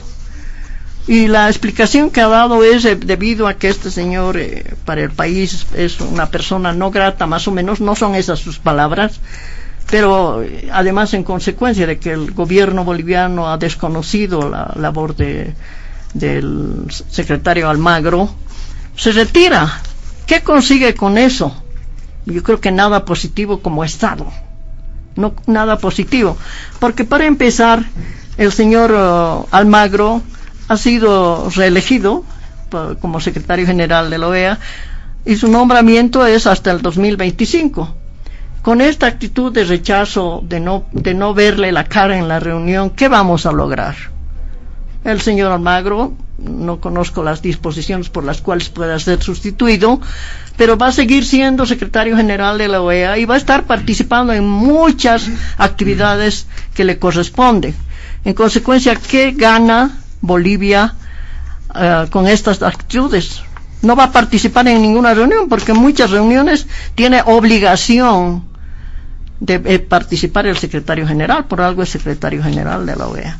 En consecuencia, creo que es un error dentro de la política exterior que está realizando este gobierno, de prácticamente rechazar la presencia de Almagro, no va a participar en nada y se pierde la posibilidad de hacer coordinación, intercambio de experiencias, etcétera, de forma presencial a través del ministro de Justicia. Y otra cosa que está haciendo el ministro de Justicia, siempre en el afán de consolidar su teoría de golpe de Estado,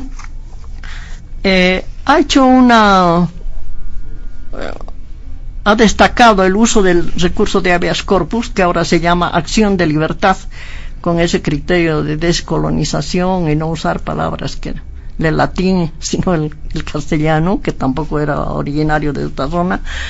Pero él ha relevado el caso del abogado Reinaldo Peters, ¿no? Que estuvo preso durante la dictadura de Banzer y presentó su recurso de habeas corpus en papel higiénico. Pues, seguramente lo conocen, pero yo lo he traído. Y eso sentó realmente una cuestión histórica, no solo en Bolivia, sino a nivel internacional. Antes, Reinaldo Peters, que lamentablemente ha fallecido, hizo todo un trabajo muy importante sobre esto y generó toda un ejemplo de defensa en el momento de la dictadura de Banzer.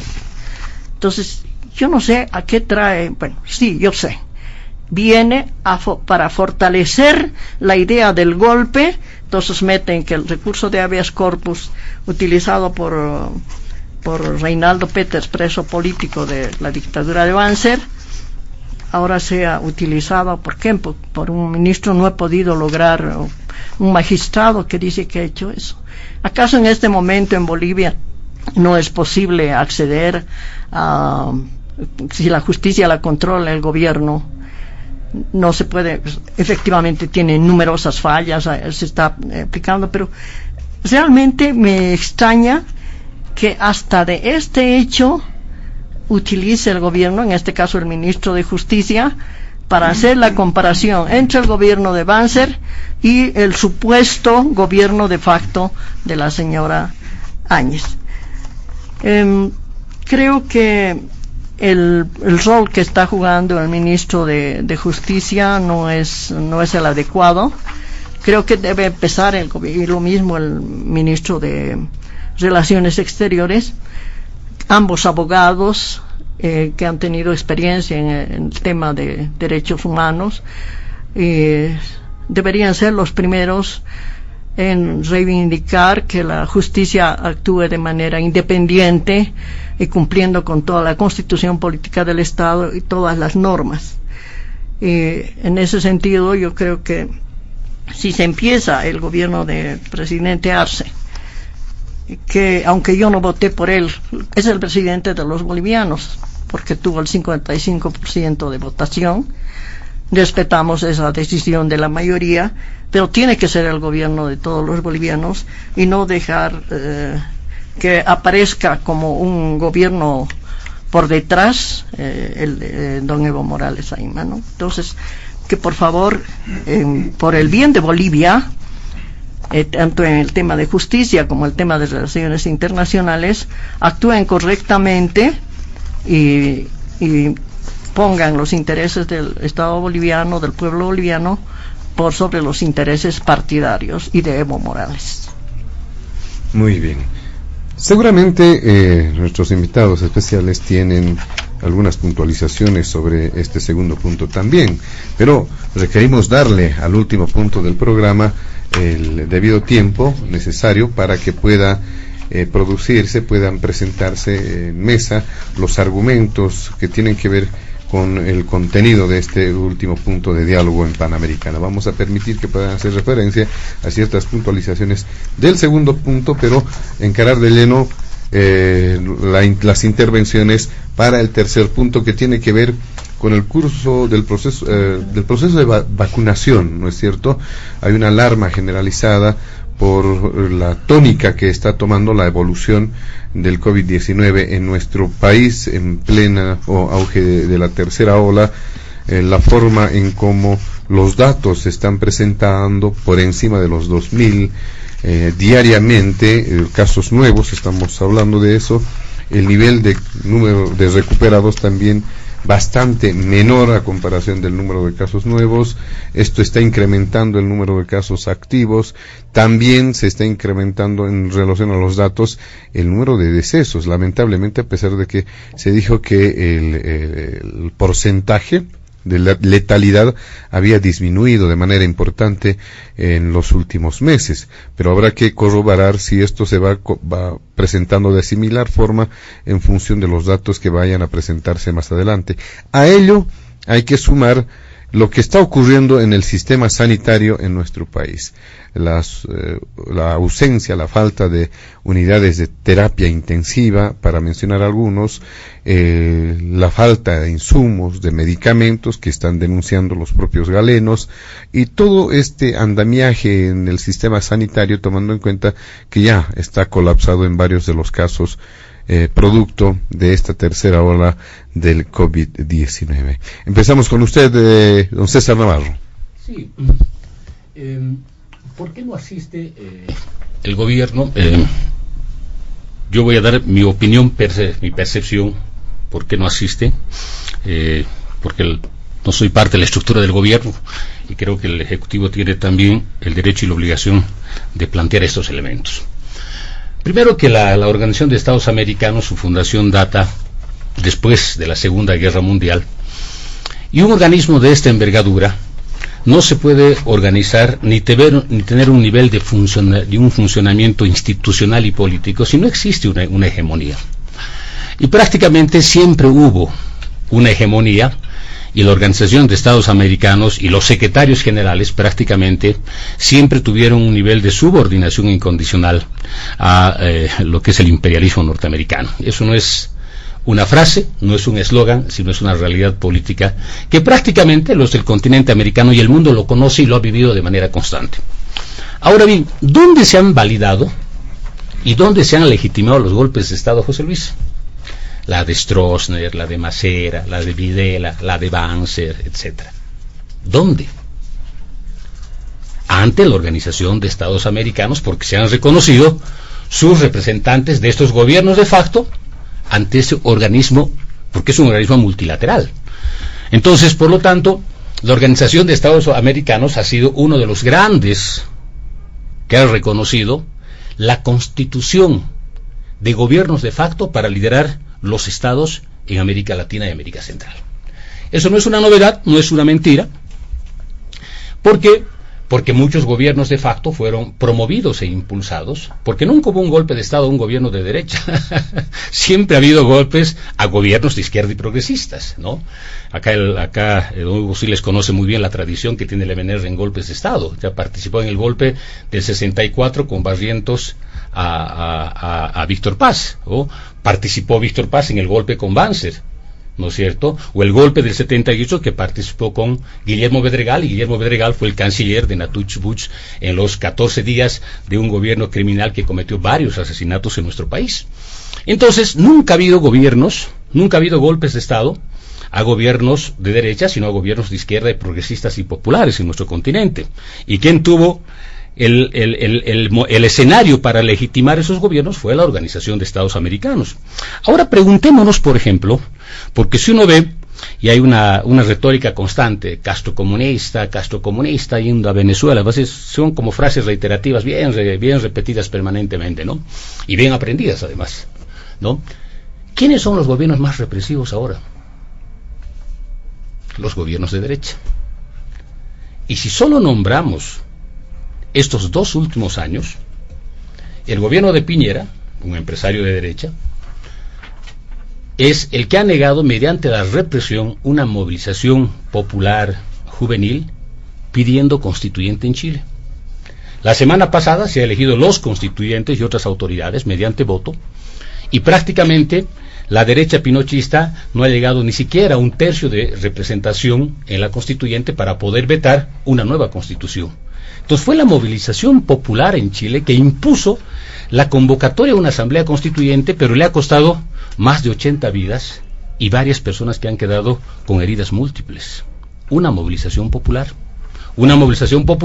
impulso todo un cambio al gobierno de Chile. ¿Cuál es el segundo gobierno que tiene mayores niveles de represión y violación de derechos humanos? Desde Uribe, y finalmente este último, el gobierno de Duque en Colombia. Desde que se firmaron los acuerdos de paz en el gobierno de Santos con las FARC y promovidas por 2 presidentes y 2 gobiernos, de Cuba y Venezuela, hasta el día de hoy se han asesinado por grupos paramilitares y militares cerca de 500 activistas sobre derechos humanos e indígenas en Colombia. ¿Dice algo la OEA? ¿Dice algo Almagro? Más de 80 personas fueron asesinados que se opusieron a esa reforma tributaria impuesta por Duque, hizo una represión sistemática. ¿Dijo algo la OEA? Frente a la oficina en Washington hubo represión a manifestación popular de hombres y mujeres que se estaban oponiendo o estaban criticando la violencia racial de policías en los Estados Unidos, en el gobierno de Trump. ¿Dijo algo el señor Almagro, el virrey Almagro? Absolutamente nada. Entonces vas a encontrar que prácticamente el comportamiento de la OEA es un comportamiento político, no es dual, es político, porque defiende ciertos intereses.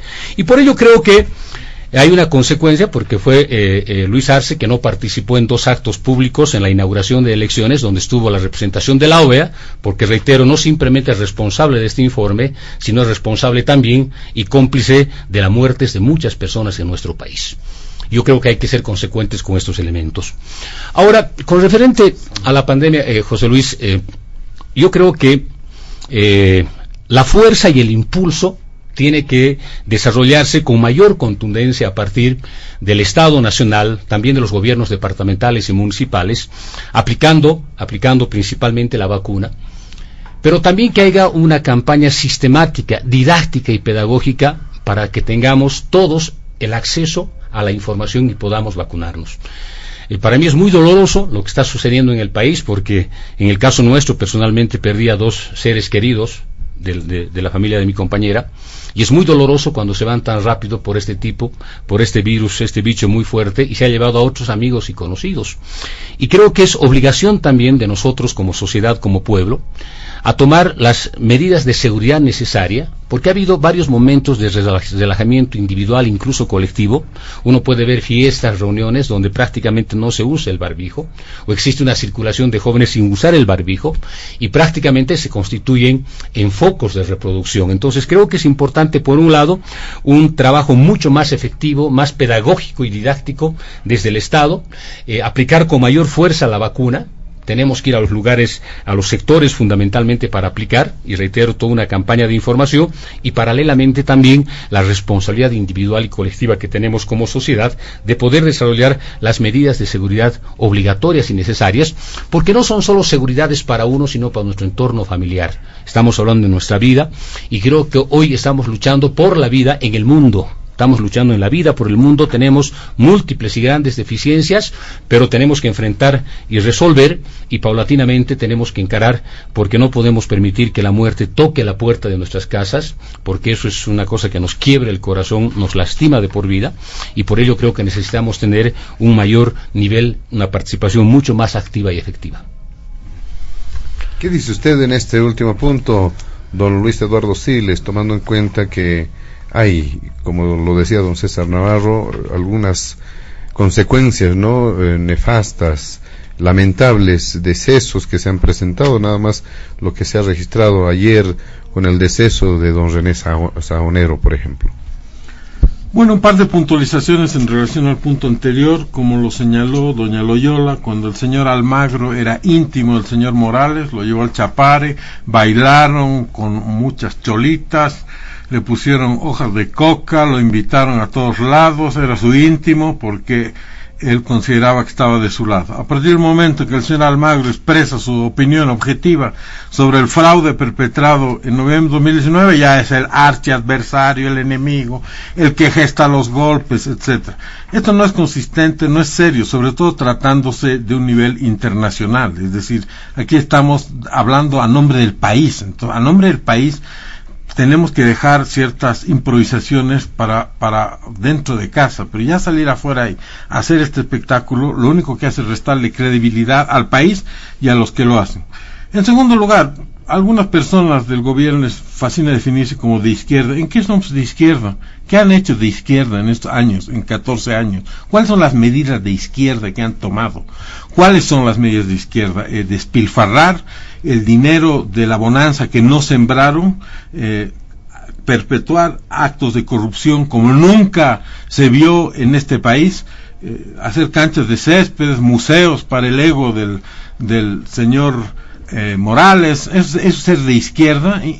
¿Qué cosas de izquierda han hecho? Yo no creo que sean de izquierda, yo creo que son más de un gobierno populista con una ideología solo interesada en usufructuar del erario público, y que ya, sobre todo ahora, en esta segunda fase de este segundo gobierno, ya no les queda nada de ideología ni de convicción.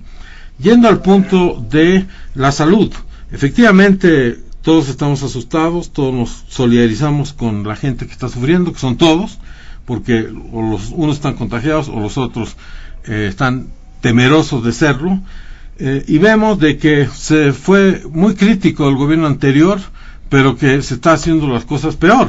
El titular hoy día de un periódico importante es: en 6 regiones falta oxígeno y en 8 están colapsando las unidades de terapia intensiva. Lo único que hace el presidente es, cada vez que llegan vacunas, sube al aeropuerto para sacarse una foto al lado de las vacunas.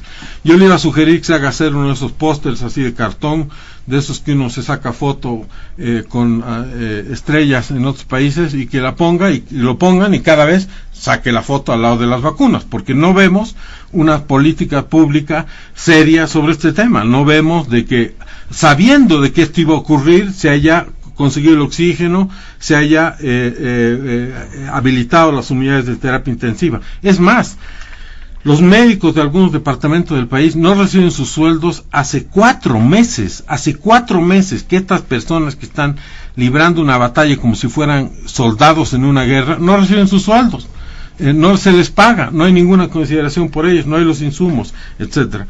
Entonces, está bien manifestar buenos deseos, pero se necesitan políticas públicas que sean más que enfrentarse al sector salud, enfrentarse a los médicos, descalificarlos, agredirlos en muchos casos, y lo que se necesita es que se los apoye concretamente. La pandemia ha transformado nuestras vidas y es un tema sumamente grave y triste. Yo creo que todos lo sufrimos de una u otra forma, y que es importante que el gobierno y el presidente en particular asuma como propio este reto. Yo critiqué mucho a la señora Áñez, que nunca salía a hablar de la pandemia, solo hablaba de bonos. El señor Arce habla de cualquier cosa, pero nunca rinde un informe sobre la pandemia, sobre las vacunas, sobre los médicos, sobre los recursos. Nunca explica nada, está totalmente ausente de conducir esta batalla. Es como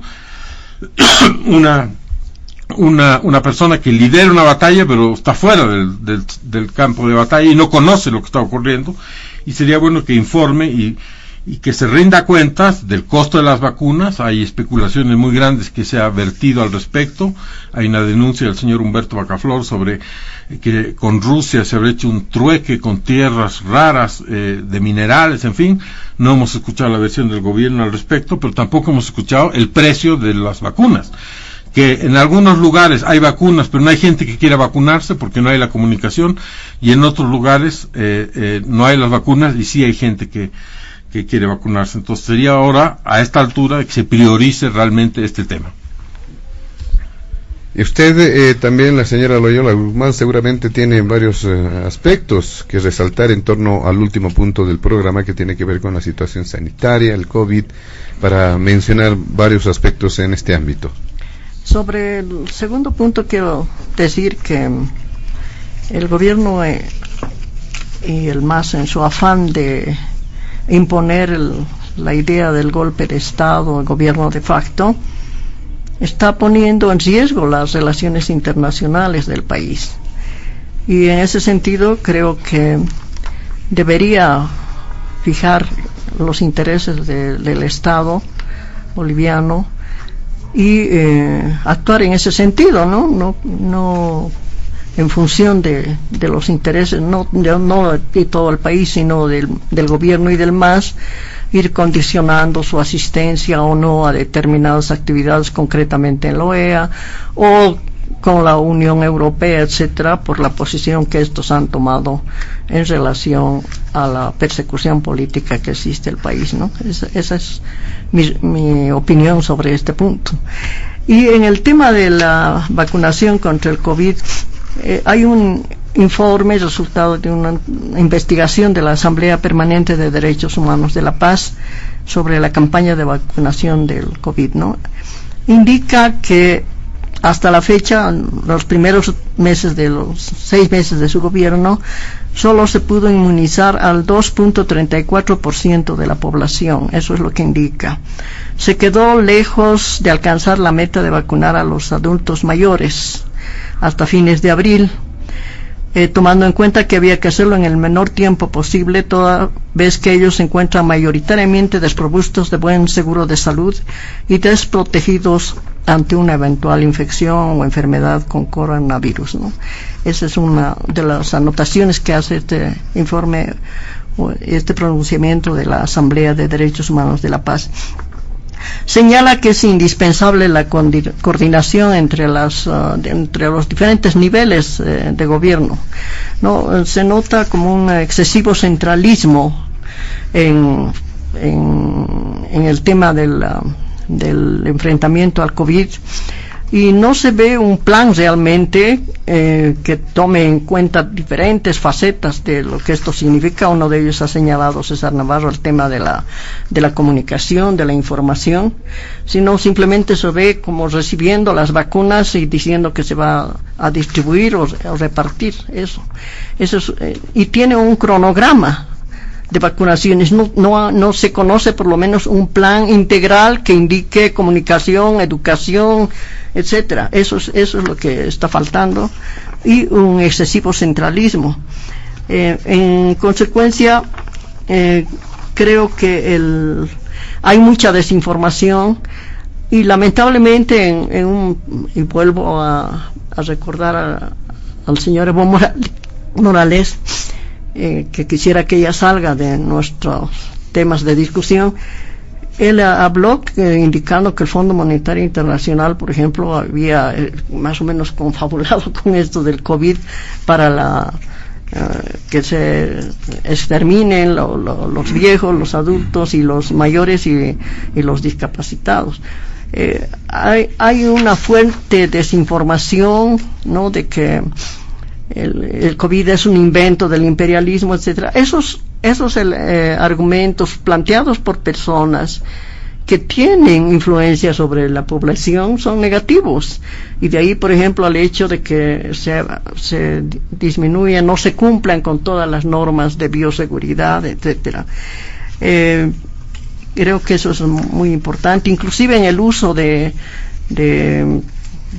determinados medicamentos. Se hablaba del hidróxido de cloro, ¿no?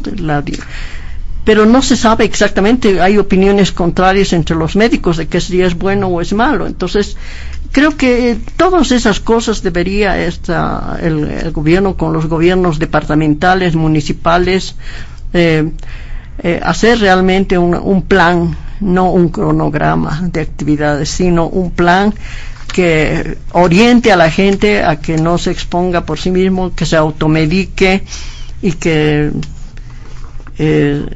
haga más difícil el enfrentar esta pandemia, que no es solo aquí, sino en todo el mundo. Entonces es importante.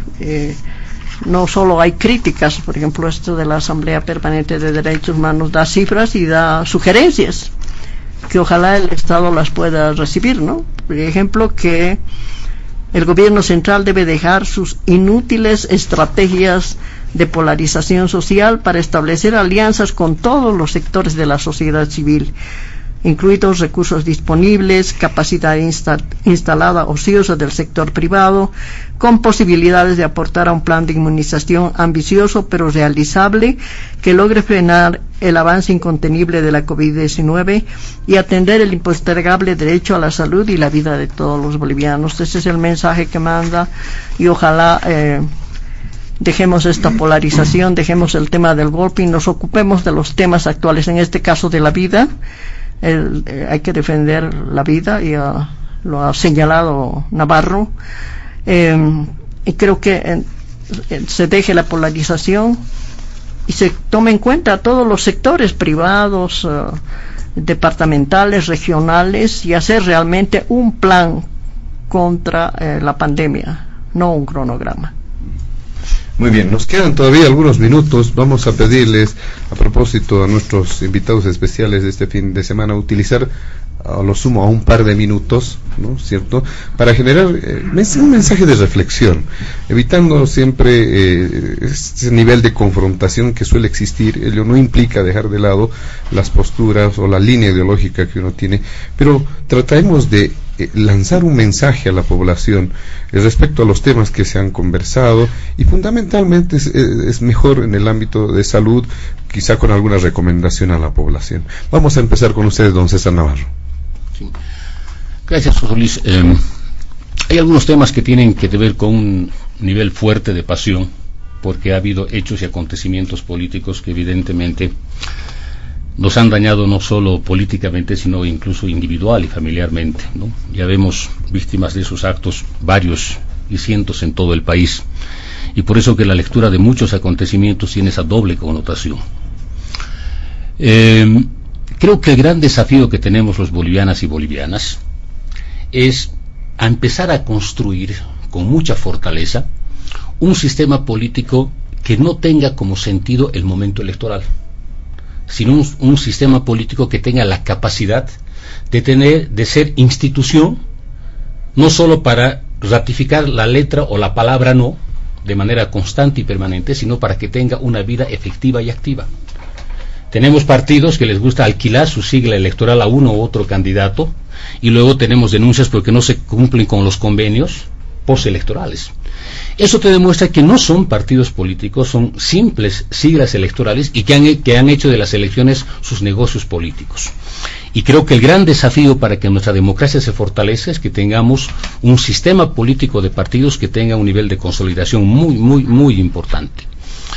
El segundo gran desafío también, creo que tenemos que empezar a vernos entre nosotros como adversarios políticos, ideológicos, etcétera, pero no como enemigos. Porque a partir de la identificación del enemigo, lo que se hace son acciones de diferente violencia, sea racial, sea política, sea social, y la presencia de grupos paramilitares son los que materializan estos actos de violencia, y creo que es el otro gran elemento altamente importante y imprescindible. Un tercer elemento creo que es cómo nosotros en este momento que estamos atravesando todo un golpe de carácter mundial, tenemos la capacidad de tener un mayor nivel de coordinación nacional, departamental y municipal sobre el tema de la vacuna, sobre cómo enfrentamos el COVID, porque personalmente te digo, estoy cansado de escuchar dinamita, cuetillo sobre cualquier acción, ¿no ve? ¿Por qué? Porque es la lógica. Tengo que criticar al gobierno, si no, no existe, ¿no ve? Entonces creo que hay que darse salto cualitativo, y el salto cualitativo es cómo se construye ese ideal colectivo participativo, a pesar de la diferencia ideológica y política, en este gran desafío que tiene que ver con la vida. Yo creo que es un reto muy grande que hay que asumir, y tienen que hacerlo las autoridades políticas electas por el voto popular nacional, departamental y municipal, que haya una mejor campaña sistemática, popular y didáctica de información. Y creo también que ya no se pueden abrir puntos de vacunación. Debemos ir con los puntos de vacunación a los diferentes barrios, a los diferentes sectores, porque ese es un elemento altamente importante que está generando también desinformación. Y ahí está el desafío grande, y convocar nuevamente a los bolivianos, a las bolivianas, a todos sin excepción, a que nos sigamos cuidando, tengamos todas las prevenciones, porque esto es una lucha por la vida, por la seguridad y la felicidad de nosotros mismos, de nuestras familias, de nuestra comunidad, y creo que es la gran convocatoria a la vida que tenemos cada uno de nosotros en todo el país y en todo el mundo. Muy bien, su reflexión final, don Luis Eduardo Siles, para cerrar el programa con su participación también. Bueno, vivimos en un mundo que se ha vuelto muy complejo, ¿no es cierto?, muy difícil a nivel mundial. Esta es una realidad compleja y nueva que estamos experimentando. Veía una noticia sobre un hongo negro que está proliferando en la India, que es una cosa que está matando a mucha gente, que es nueva y se está descontrolando, 2000 casos día. Así como hubo el COVID y nos agarró de sorpresa, pueden haber otras cosas. Y esto tiene que ver con una reflexión que tenemos que hacer como seres humanos sobre el medio ambiente, sobre la relación que tenemos con los animales, la relación que tenemos con nuestra basura, con cómo administramos nuestros desechos. Tiene que ver con la limpieza, con la higiene, con la concepción de la salud en nuestra vida diaria. Y tenemos que estar conscientes de esto y tenemos que coordinar, engranar con el gobierno para que esas cosas se traduzcan en políticas públicas. Hemos visto, por ejemplo, este francés que vino y se dedicó a limpiar ahí en Oruro, etcétera. Yo creo que este hombre realmente merece un saludo, un abrazo fraterno de todos los bolivianos, porque como él dice, encendió una chispa para que nos demos cuenta de algo que todos podíamos hacer: salir y limpiar y no botar la basura, por ejemplo. Entonces yo creo que en este tipo de iniciativas están vetas para encontrar un camino de tolerancia, de verdad, de respeto, de reconciliación. Yo siempre abogo por la reconciliación. Uno cosecha lo que siembra, ¿no es cierto? Si siembra odio, cosecha odio. Si siembra que antes criticamos al gobierno por todo y por nada y hasta lo tumbamos en 2003, entonces después, años después, la cosa se da la vuelta. En fin, hay muchas cosas que vuelven. Por lo tanto, hay que juzgar a los otros, pero uno tiene que juzgarse a sí mismo también y ir por el lado de la tolerancia, del respeto, del amor. Esos son nuevos valores también de esta era, que surgen de esta dificultad del COVID y de estar encerrados y de la crisis económica, en fin. Entonces yo creo que esto tiene que ser visto como una oportunidad para cambiar. Será un cambio duro, difícil, es un cambio duro y difícil, pero yo estoy seguro que juntos lo vamos a poder lograr. Muy bien, para finalizar, la señora Loyola Guzmán. Y creo que es importante recordar que aquí bolivianos que residimos en este país y no bolivianos también queremos Bolivia y no nos vamos a ir de aquí. En ese sentido el gobierno tiene que entender que no es solo oposición y negación a todo lo que haga. Hay innumerables propuestas de profesionales, de grupos de jóvenes, de ambientalistas que están haciendo propuestas sobre temas muy concretos, sobre el oro, sobre el litio, sobre las tierras bajas, el tema de los derechos de los pueblos indígenas, que todo eso parece que hubiera, como que si hubiera pasado a no un segundo, a un tercero o un cuarto lugar por el tema de la pandemia. Entonces que el gobierno entienda que que esas propuestas tendrían que escucharlas, tiene que haber un diálogo. No es solo decir usted está haciendo mal esto. Junto a eso, si se logra hacer una coordinación bien estructurada, hay montones de propuestas que pueden ayudar a que el país salga de la crisis económica en la que estamos. Y también poner el tema de posponer los intereses partidarios y poner los intereses de todos los bolivianos, los políticos, los sociales, etcétera, para poder construir algo. De lo contrario, con el tema del cambio climático, la quema de la zona del Amazonas, la contaminación de los ríos con la explotación del oro, el uso de mercurio, etcétera, estamos yendo mucho más aceleradamente a no dejar nada a nuestros nietos, bisnietos en un futuro muy próximo. Muy bien, le agradecemos también a la señora Loyola Guzmán. De esta manera, amigos de todo el país, llegamos a la finalización de Diálogo en Panamericana. Nuestros agradecimientos reiterados a nuestros invitados especiales de este fin de semana: a César Navarro, exministro de Minería, a Luis Eduardo Siles como jefe del Movimiento Nacionalista Revolucionario, y también a la señora Loyola Guzmán, activista de derechos humanos. A nombre de la dirección de Panamericana, a nombre de la planta ejecutiva y de quien les habla, José Luis Flores, el compromiso de que el programa retorna el siguiente fin de semana. Permiso. Diálogo en Panamericana.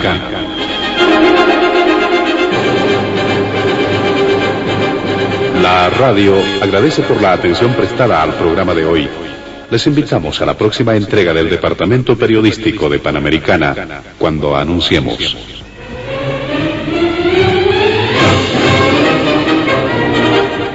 Diálogo en Panamericana.